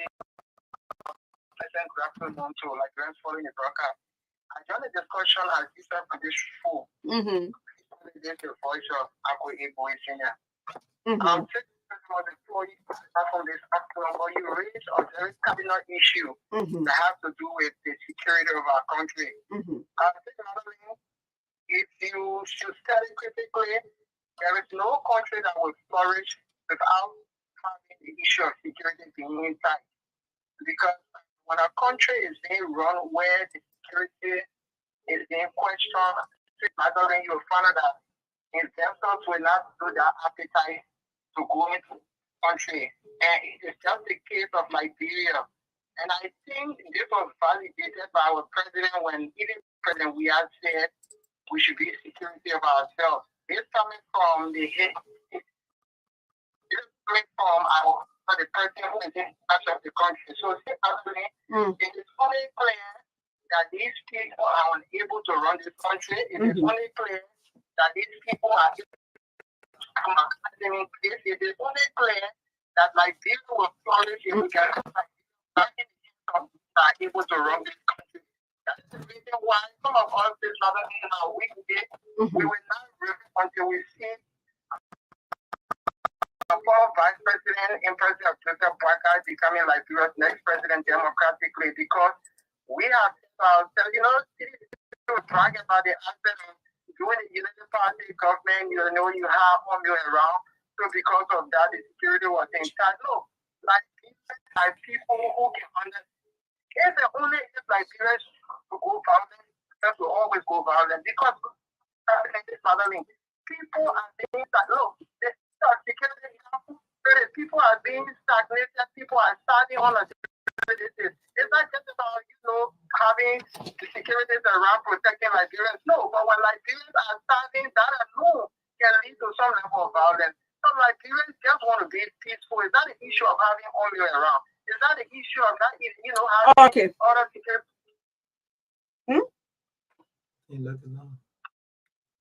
Okay. Yeah, so on August 18, we celebrated 20 years of stability since the Accra Peace Accord was signed 2003. Yeah, 2003. Yeah, so it was a wonderful event at the Corona Hotel. And let me take this. This will be, I think, our last caller. Yeah, hello. Hello, Madeline. Yes, sir. My name is Careful. I join you from District 17. Madeline, the issue here has to do with those 73 men and those 30 men that are in the Capitol building. But you're not observing general, yeah, what? You referring to you acting like the Bible now. You referring to everybody. Madam, if I say it refers to those legislature. No. Yeah. Okay. So those are lawmakers. They are their problem. Okay. The problem is not about the presidency. It's not about who becomes president today or not. It's about those people at the Capitol building. Madam, those people are enjoying more than the country. They are wealthier than the country. All that people do is to add the budget up to benefit themselves. They are not thinking about the common people, the police, the school teacher, the nurse. They are not thinking about them. All about their cost. That's what you see most people want. The common thing now to do is to get involved with politics and go to the office of legislature to make huge salary. These people are the problem of life. Okay. Anyway, if somebody becomes president tomorrow, those same people will share the and will still remain the problem of Nigeria until we can settle something to do with those people's salary. We are still in the danger. Okay. All right. Thanks for placing your call. I'm sorry, we can't take calls again. We have to go to the United States. He's unable to get through the stream here, so we have to do a WhatsApp call for the next few minutes. 30 minutes. Is it 30 minutes? We have 4 is at 4:26. But let's get this song rolling. I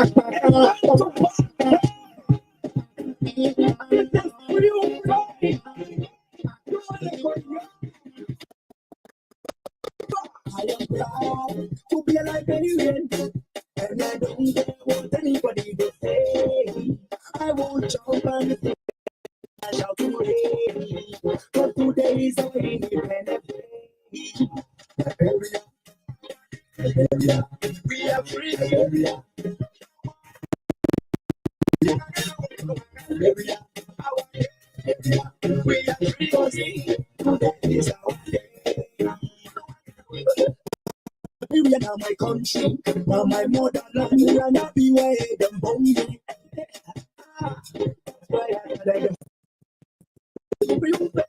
If you don't know, we don't judge me. We don't want gunshots, we don't want go. All we want is the power is to make a bad flow. Yeah. So, I'm like let's leave it high. It's what I do and then your children back to school. And when the and we will play economically, strategically, physically, we can make a difference automatically. Let's live in unity, all for one and all for all. To be alive every day, and I don't know what they say. I will jump and sing and shout hooray, but today is our independence day. Liberia, Liberia, we are free. Liberia, Liberia, we is our day. Who you cry? Tell me how. Okay. Right. So yeah. So now we now join Mr. Gabriel Williams. Mr. Gabriel Williams. Good. Yes. Hello from Liberia. Good afternoon. Yes, it's actually good morning from my end. It's in the morning here. It's holiday morning. This is Labor Day. Oh, it's a federal holiday. And it's a beautiful day. I'm just sitting here in my backyard, having just working my garden. So it's a beautiful day. We bless the Lord for today, and I hope all is going well in Liberia also. Yes, I would say all is going well. Yes, all is going well, but it's good to have you on State of the Nation again. It's always a pleasure, Madeline. Chris, it's always a pleasure. It's always intellectually engaging that we can all discuss issues, about our country and our people. So I'm always available, and I'm grateful for the opportunity you guys give me all the time. Okay, so Mr. Gabriel Williams is the former Deputy Minister of Information, former Liberian diplomat to the United States as well, and he has authored 2 books. So, Mr. Gabriel Williams, I have with me here Dolo, a colleague of mine who we do show together in the absence of Chris. So we're gonna do this together. Yes. Okay, but, let me just say hi to Dolo and nice engagement with you today as well. Thank you. Okay, so the ball rolling. Are you following the campaign activities in Liberia? I'm telling you, follow it throughout, even at home, at work, and thank God for social media. Everything is just there, live, various parts of the country, so we're able to follow it as much as we can. Okay, so tell us about your impression so far. Campaign activities was launched. Campaign was launched on the 5th of August, and then wherever you go now, you find out one from one party, one candidate, one. Everything. The entire area have been, the entire place has been overtaken by politicians. So, what's your impression so far? So far, this is the political season, and it's just it's noteworthy to see our people, young and old, women, everyone else coming out and being able to freely, identify through their campaign events, the beating drum, the dancing all over the place, and they're able to hear, the various, politicians, the presidential candidates and candidates for legislative positions, that they can come and tell the people what they're going to do for the new Liberia. So that is a good start. But I am very concerned that why many like most Liberians want a peaceful democratic process. You still have a few, the criminal few, who want to continue to hold on to the state school to keep the country in a state of rot. So they use this campaign season to cause problems, like some of the things that started from the very day of the campaign. I gave an example of a bunch of people calling themselves supporters of the ruling party, carrying the casket of another the candidate, the presidential candidate of the ruling party, former Vice President Joseph Walker, the former ruling party, the Unity Party's candidate. Yes, sir. It was actually condemned. Yes, sir. It was actually condemned by the president. It was condemned also by the head of campaign, that's Commissioner Eugene. It was actually condemned. And yes, so whether you follow up on that as well. Let me make the point. I'm glad that you said it. Mr. Weir has been very hypocritical. I listened to the campaign in Mangidi, I think it was last week, where he dwelled on the efforts of Walker, how this man is sick, how is that? Now your people were carrying a man's casket the other day.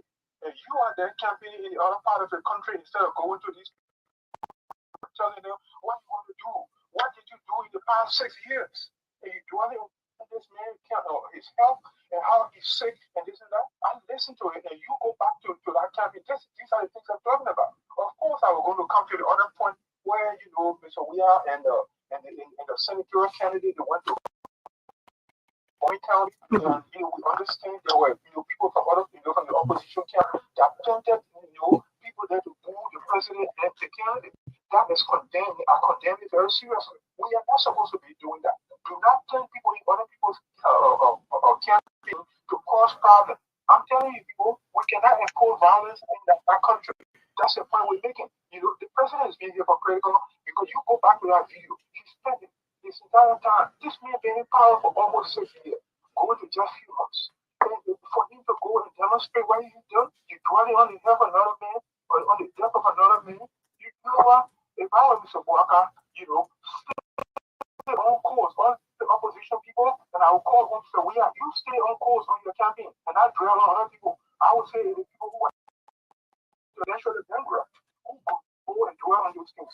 But That's what we're calling about. Mr. Williams, this is a campaign, and the ruling party see that as an advantage to them, talking about the vice president illness. Well, what I'm saying is if you took the casket out and you're aware that people having that campaign, you know that there have been a casualty, someone has died, there's a series of violence. We are going towards the campaign, the election day itself. I'm going to show you, given the way campaign going and all the emotions are going through it, if care is not taken, these little things, they say every drop of water turn into a mighty river. And before you look, you have a whole sea you got to deal with. We don't want anything. The leaders are supposed to be setting good examples. I would give when I say the need to be a set example. Where are we with respect to the presidential debates? Where we urge these leaders, Mr. Weir must present himself, let him answer questions as to what he has done over the past years. These are the things we want, and we hope that all the other candidates, President Mr. Boaka, Mr. Cummings, or Dr. Moniba is a fresh air. Look at that young man when I listen to it. This is why when I talk to you guys last time, I told you that it was a need for the media to open the airspace to as many candidates as possible, because we have a lot of good people in this campaign, but we cannot suffocate the air by listening to people who have no good ideas, who have nothing good to offer our country. And as journalists, we must be able to create the air for our people, that they are not deceived the second time around. Yeah, but Boakala said that he will not attend any debate unless President Weir is present. Well, that's his position. But why would Mr. Weir not go to any debate? The last election, he has never gone to any real debate. He has really never gone to. I don't know if I'm lying. Correct me. I stand corrected. So do you think debate is important when electing leaders? It is extremely important, and you see it every day here in America. We are following the American model. You see it here right now. They're going to the primary. They are slugging it out for the best. At the end of the day, people with the best ideas will come out, and we have a lot of good people with ideas. Look at Councilor Gongolo's Vice President, Dr. Yapawu. I listened to him for the first time on one of these platforms, and I'm telling you, very refined mind. You talk about Dr. Moniba, another fresh air. All of these people are coming. A lot of people, I should listen to them. So we can just get suffocated by a bunch of people who have no idea, who have no brain to move this country forward, for them to suffocate the airspace. That's why I'm strong. We have to open up the airspace. We have to this. All of the candidates that meet the necessary threshold in keeping with the standards that will be set for the debate, let them show up. So I'm not going to say what Vice President or former Vice President Boaka said, or what he said, or he said, Weir is not coming. Why should Weir stay away? But how many press conferences have Mr. Weir held? His tenure. When has he really spoken out on anything? Anywhere people are dying in the country, other than go to dance or whatever you call it, or to go make music. It's a serious situation with our country, people. We can't continue to play the C game. If they gave him a pass the last time, thinking that he will come and do better, this is the state of the country. We can't play with it. That's what we're saying. And President Weir continuing to brag on his campaign tour that he has developed Liberia than any other president. Well, I do not, and I don't want to sound sarcastic, but I do not, if you do the right thing, if you want to be delusional, okay? Now, I will ask you, people, since I made up that remark, are you worse off now than you were before the last government? It's like you're worse off now than you were or better off now. So I would leave it to that. In this election, I believe there's going to be, whether or not he is the best president for somebody who has broken down everything. The country is in a meltdown, the point of collapse. And you say you are the best president, God help Liberia, that this is the best that Liberia got to offer the world. No wonder why we are a laughing stock We don't know what these speeches recent years to the United Nations, the international community cannot even understand the articulation. And you told me this is the best Liberia has to offer? God help my country. God help Liberia. If this is the best. But let the Liberian people decide. And nobody should stand in the way to try to circumvent that by employing force with the military arms they have brought and stash away, hidden with the team, private armies, militias, the death squads. What's about the 4,000 military weapons that brought into the country that even only announced in February? Up to now, we don't know that those guns are hidden. And you have the body of this world, the party of the non-terror people. This is what we're talking about. We need a clean, how to call it, a level playing field for this thing to be done. So it's so popular and it's done well for the country, the people will resound in the voting back. But if they ain't voting back the issue, nothing must be done to circumvent the law. That's what we're saying. The Constitution should not be abridged. So we should not do anything to rig this election in concert with the National Elections Commission, which we found very compromised at this point in time.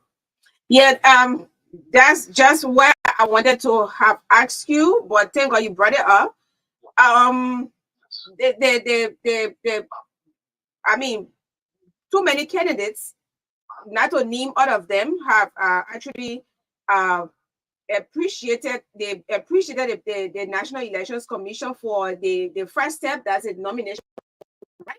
And then they said it was, it was they graded it, some of them graded it B, A. So what's your impression? How do you see it? Because I mean, many said it was very smooth. It was a smooth process. But you are now talking about how compromised. I don't know from which point of view are you speaking from? Well, I don't know those you are quoting here. I'm not statistics on which, but based on what I know and based on what I'm reading from Liberia, and I gave you information today, based on some matter that have been in court between the collaborating parties, as they call them, or led by the Unity Party, some issues that have been before the Supreme Court, which is also a leading article in one of the leading papers today, I think, in Front Page Africa, about 93 precincts in 9 counties. Have more than 300 voters, no more than 3,000 voters. Okay, and they have raised these things. So we are talking about fraud. I'm not here to backpedal people about what is done. What we're saying is that there must be absolute, transparency and accountability to ensure that we have a free and fair democratic election in our country. I'm not here. I don't know what statistics they have. I'm saying that we must follow this thing to the letter. Whatever progress they have made, we say kudos. But these weaknesses are there. We got to look at them because somebody used it to start ballot boxes in favor of people who have lost elections. We saw this in 1985, and it led to serious bloodshed in our country. We are not going to allow it again. Election is a trigger for violence, for civil war, and a lot of things. And when you start taking arms away to terrorize people without one word per month, we're not going to sit here and let them go ahead with this kind of thing. That's what I'm saying. The opposition has launched what they call Protect Your Vote campaign. Yeah. How do you look at it?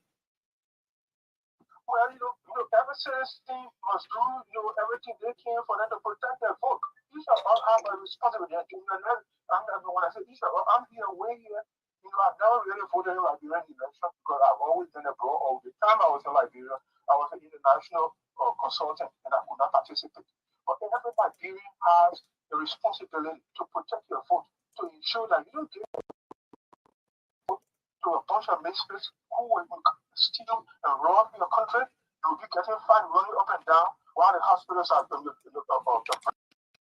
now. Then they say you are ungrateful. Then they say they are the best. When you're broken down everything, the whole system is in decline, is in collapse.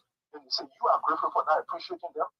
You have to nerve to tell you that you should continue while they are dancing the because they are getting rich. They are honoring the resources of the country. You as the average citizens, You who are supposed to be living in the Paris of West Africa, of Liberia, that belongs to Monrovia, are going to be the new Paris.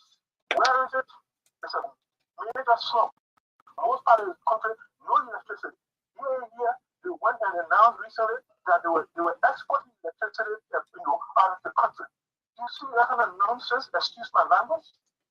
Most people in the country, even in Monrovia, don't have what kind of school up, public relations they say they're going to do. The people are stupid. You have light in your country. You have light, all of you there, including the chair of the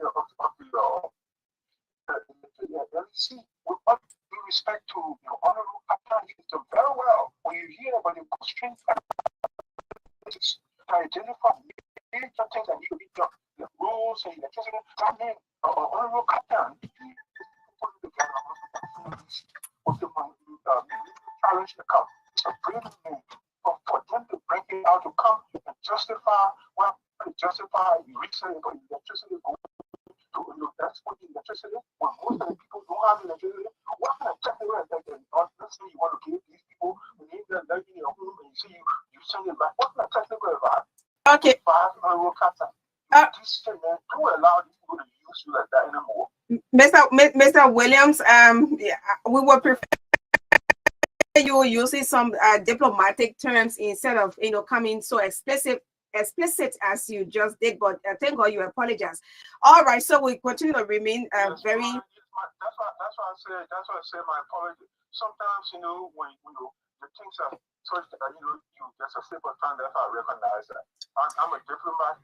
But sometimes some things are so vexing. All right, so to have a slip of tongue. Okay. All right. Our country is so vexing. You wonder where these people come from. They're breaking everything down, my dear. We can't just sit and let this country run and everything collapse. We are near collapse. This is not a country anymore being run by responsible people. Okay. Talking about peace, if you look at the three arrowheads or the three leading candidates, probably we can add and consider there. They are all by nature peaceful people. And Mr. President, to be frank, he's a peaceful man. The former Vice President, Mr. Cummings, and the rest. Do you think Liberians should be confident that no matter what happens, the election will be peaceful? I am not going to give Liberia any confidence until the votes are counted, until we find the winner of that election, until we have a clarity on who wins this election. I'm not going to sit here and build up a pipe dream, given where we are headed to. I told you recently, just in my previous statements, that the arms bearing that country, arms that were brought in, the government announced it to you, Nigeria. Have they told you since then where they got their guns? What are they doing? You talk about military weapons. What are they going to do with them between now and the election and after that? Why would we be bringing small arms into the country and hiding them? So I'm not here to speak on their behalf. I'm saying that Nigerians be vigilant. Don't let anybody come and take your vote away from you and lie to you that they're going to be better than what you have already failed. Look at all the hospitals. Look at the hospital that used to attract a lot of people from around the world. The daughter of that place, you saw it. It's the vice president. The hospital has collapsed. What has it done? That's the point I'm. So if they say they are, you should be given the free chance to decide whether or not you still want them back. If the Nigerian people want them back, and you will also admit as we did the last time. But don't come to win the people or rob them or rig this election through violence or any other means. That's all we're saying. All right. So if you want to add up, yeah. I think we'll move to the next step. Oh, okay. So if you are tuning in, this is State of the Nation, and we have with us Mr. Gabriel Williams, former Deputy Minister of Information, former Liberian diplomat to the United States.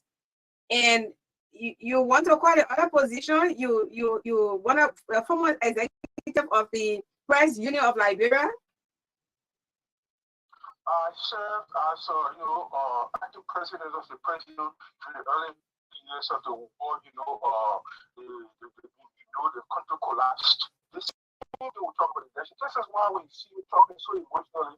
I know what we have gone through. Look, you put a gun to my head.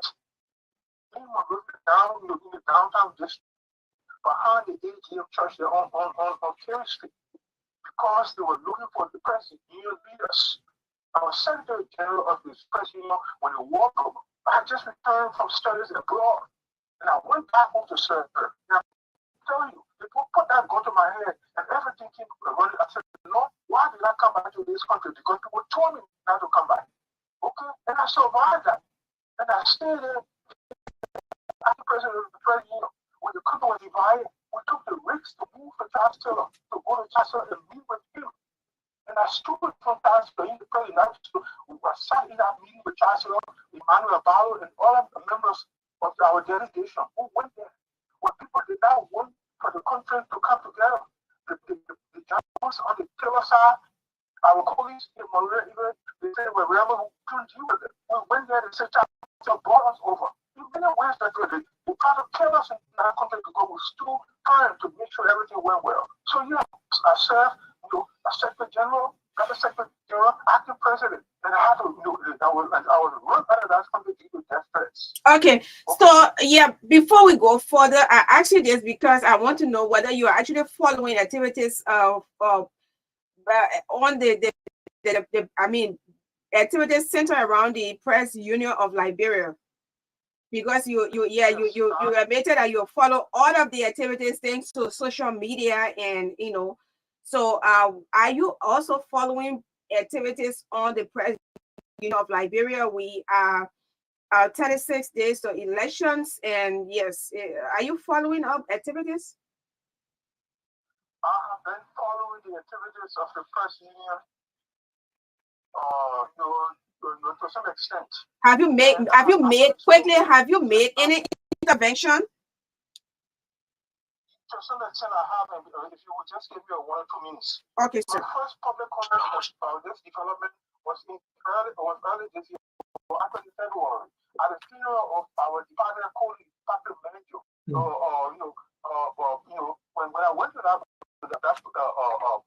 funeral, it was basically a media gathering, and I used that service, to draw attention to the state affairs in the press union, and appealing to the leadership of both sides, whatever, so that they will compromise and see how they can bridge the gap. In the situation that I tell you about, us going to Baka those days, I mentioned that, nothing should be so hard that the journalists cannot come together and have a meeting of the minds, because the integrity of the press union is very important. It's critical to democracy in our country. So the union must be able to provide the body, it must serve as a guiding post, the light that will help guide our people in the right direction. And we should continue to do that. They involve a lot of sacrifices, during our time with them. So that's why I said, Okay. So basically, they were getting involved. And we have the Association of Liberian Journalists here in the Americas. I have actually approached the leadership of that association to find out from them what is happening, what are you guys intervention. They have been intervening. Other individuals have been intervening. So yes, to some extent, if you have an institution, you follow them. I'm an ex-official. I'm one of the founding leaders of AJA. We set up AJA. And Aja is doing well. Yes, they're doing well. And I ask them, when we come through them, to intervene, to see how this matter can be resolved. So, sometimes you don't want to pass, and here we are, as somebody, you got to know your place. At some point, when the need arises for me to come in, yes, we've got to use all the channels that are available, especially those leadership, empower them, let them go and do.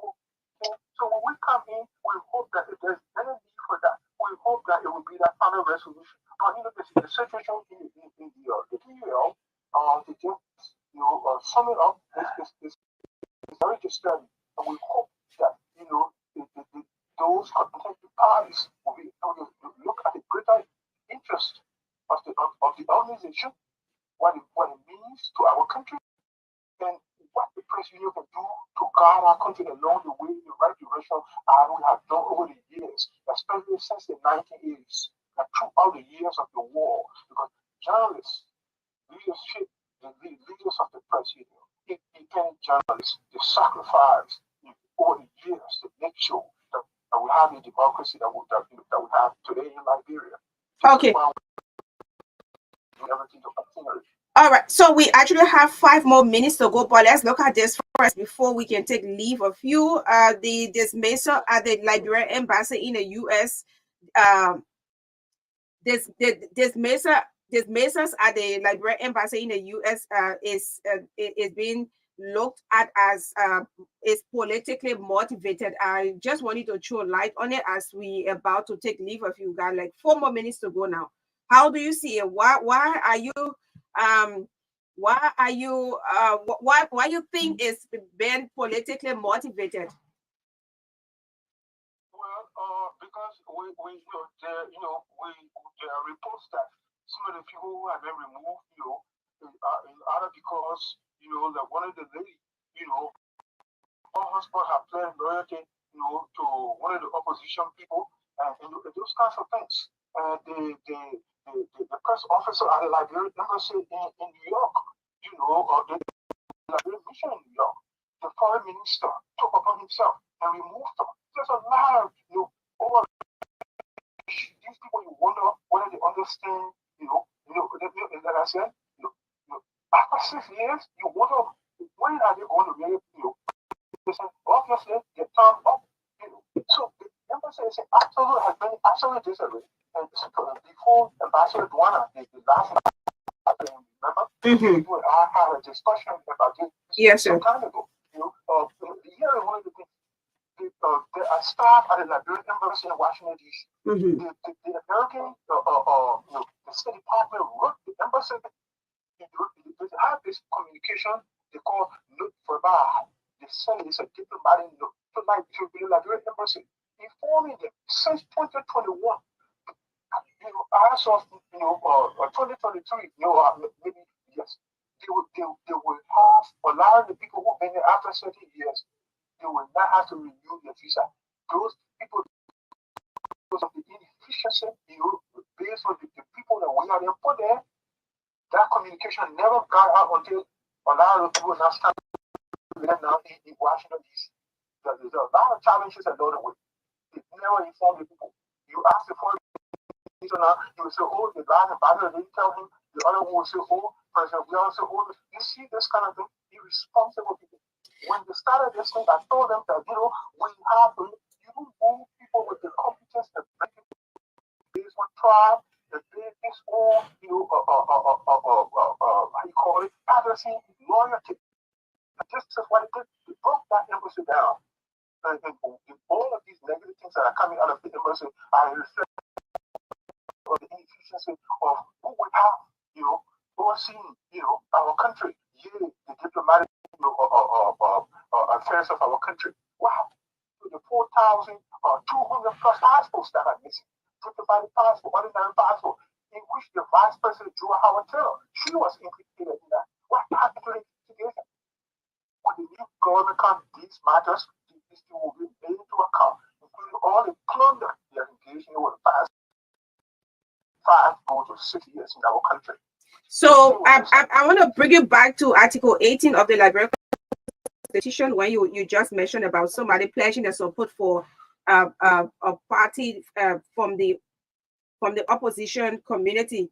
It tells us that all Liberian citizens shall have equal opportunity for work and employment, regardless of sex, creed, religion, ethnic background, political affiliation. And I want to stop right there. So I think people should be given the right, irrespective of their political affiliation. Thank you. That's the point I'm making. These are the breaches. These guys are. You wonder whether they don't understand the law. After 6 years, the fellows continue to remain clueless. I mean, what kind of people? The Liberian, when you create a child for yourself.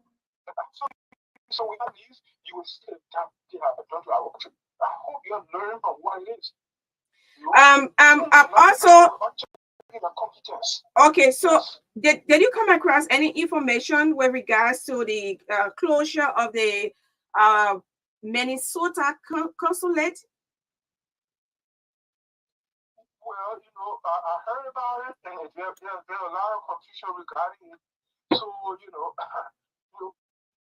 those were consulate that were set up to serve the Liberian people. So things. It's like efficiency.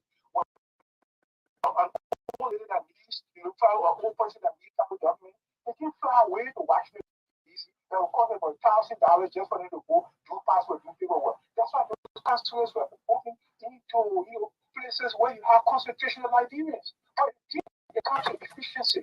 It comes to people who know what they're doing. I keep coming to New York. You made a terrible choice by bringing people who destroy our country. When someone leaves, the extent of the damage that has been done to our country so far at the international level, not just in the country, but I'm telling you, the damage is making. So that is an example. There's so much that has been done that goes wrong with our country, and it needs correction. Even though he says that he is the best president, I beg to differ, Mr. Weah. But I would like to Liberian people to come up with that when that time comes, they would make that very well or not. You have been the best president in Nigeria. But let's keep the whole process safe. Let's keep it peaceful. Let the people have a peaceful vote. Let us see how popular you are. That's all. All right. Okay. Mr. Gabriel Williams, wonderful conversation. Thanks so kindly, and we hope to do this most often. Another thing I wanted to talk about too again, and it had to do with the situation there. I wrote that article. It's how we Liberians should ECOWAS. So the first thing, the cool thing, it is truly enough. We'll talk about it next time. Thank you so much for your Okay, just to inform you, my boss is not feeling well, and that's why he's not on this Monday. So maybe you can reach out to him to WhatsApp. I definitely will, and let me just, in this other manner, extend best wishes to him and a speedy recovery. I saw some pictures on Facebook with him on his farm, in his farm, or on his farm, or in the garden. I myself, like I told you, I'm standing right here in my backyard, my pumpkins, and palava sauce and stuff. I do gardening, and so that resonates with me. When will be your own harvest? Harvest by November, by October, the end of October, November, the pumpkins are all grown. I'm telling you, in the past 2 years, we don't buy pumpkins, we don't buy palava sauce, we don't buy potato grains. We are planting them in the backyard, and we harvest it, sometimes we share it. So, which part of the United States? Which part of the United States? Okay, California. I mean, South America, California. Okay. South America is the state capital. It's a city of trees, one of the most beautiful cities in the world. I'm telling you. Just the weather. Okay, sir. All right. I thank God, God is good. Yeah, God is so good. And I want to say, to have the opportunity to live here for my family and stuff, and continue to do what we can. I bless God for that. I'm going to take my guardian that will go back with the so that's it. Yeah, God is so good, sir. Okay, thanks so kindly. We got to take leave of you. Oh, man. Thank you so much, and God bless. And, keep doing well. And my best wishes, I think, to your sister, she won some teachers award. Yes, sir. I saw your picture somewhere that was really beautiful. Let them keep doing what the best they can. And God is there. The sky is the limit of what we can accomplish. Yeah. Okay. All right. Thank you so much. She won the Best Teachers Award, Monserrado County in the Republic. All right. Thank you so much. Thank you. Have a good day. My best wishes so far as well. Okay, sir. Yes. So thanks to every one of you for your support. Thanks to Kowo. Thank you so much. Thanks to Sam, Jello. Sam, thank you so much. And Dolo, we gotta go. Yes. You want to let's read this before we leave. Yes. There's some of our bad. You came and you join me not to be reading comments. I thought you were. Yeah, sometimes we can just rush quickly into the next book and son as well. But again, we have. You want to read this before we take leave? Just go a little bit fast for me. Just read okay. So Seth Kebia, following you from the University of Liberia campus. Jacob Glugon. Good afternoon to the peace-loving people of Bong and Nima County. My name is Ambassador, member of the Youth Against Drugs, watching live from Robert Field Highway and Viola Wayfield. Good afternoon, Magdalene. I'm following from Lower Magibi Beatrice. Bala Beatrice is one of our students, and she's on internship now. Good afternoon for the host. Yeah, Morris, Antonin, Willie Henny, Josh Saki Jr. Thanks so much, Pastor Sam. He was talking about a society. He said very dysfunctional society. Emmett Hammer, Austin Tapia, Anthony Zena Senior, Patrick Morba, Scar S. Kamara. So thanks to every one of you for following. Thanks to our listeners. Thanks to our viewers as well. Thanks for burning your data. And I wish our boss speedy recovery. And I wish you all the best. Dolo, thanks so kindly for joining. And it was wonderful having you here as well. Thank you. Thank you. So we have to go on. This is how we come to the end of this Monday edition. Let freedom reign. Yeah.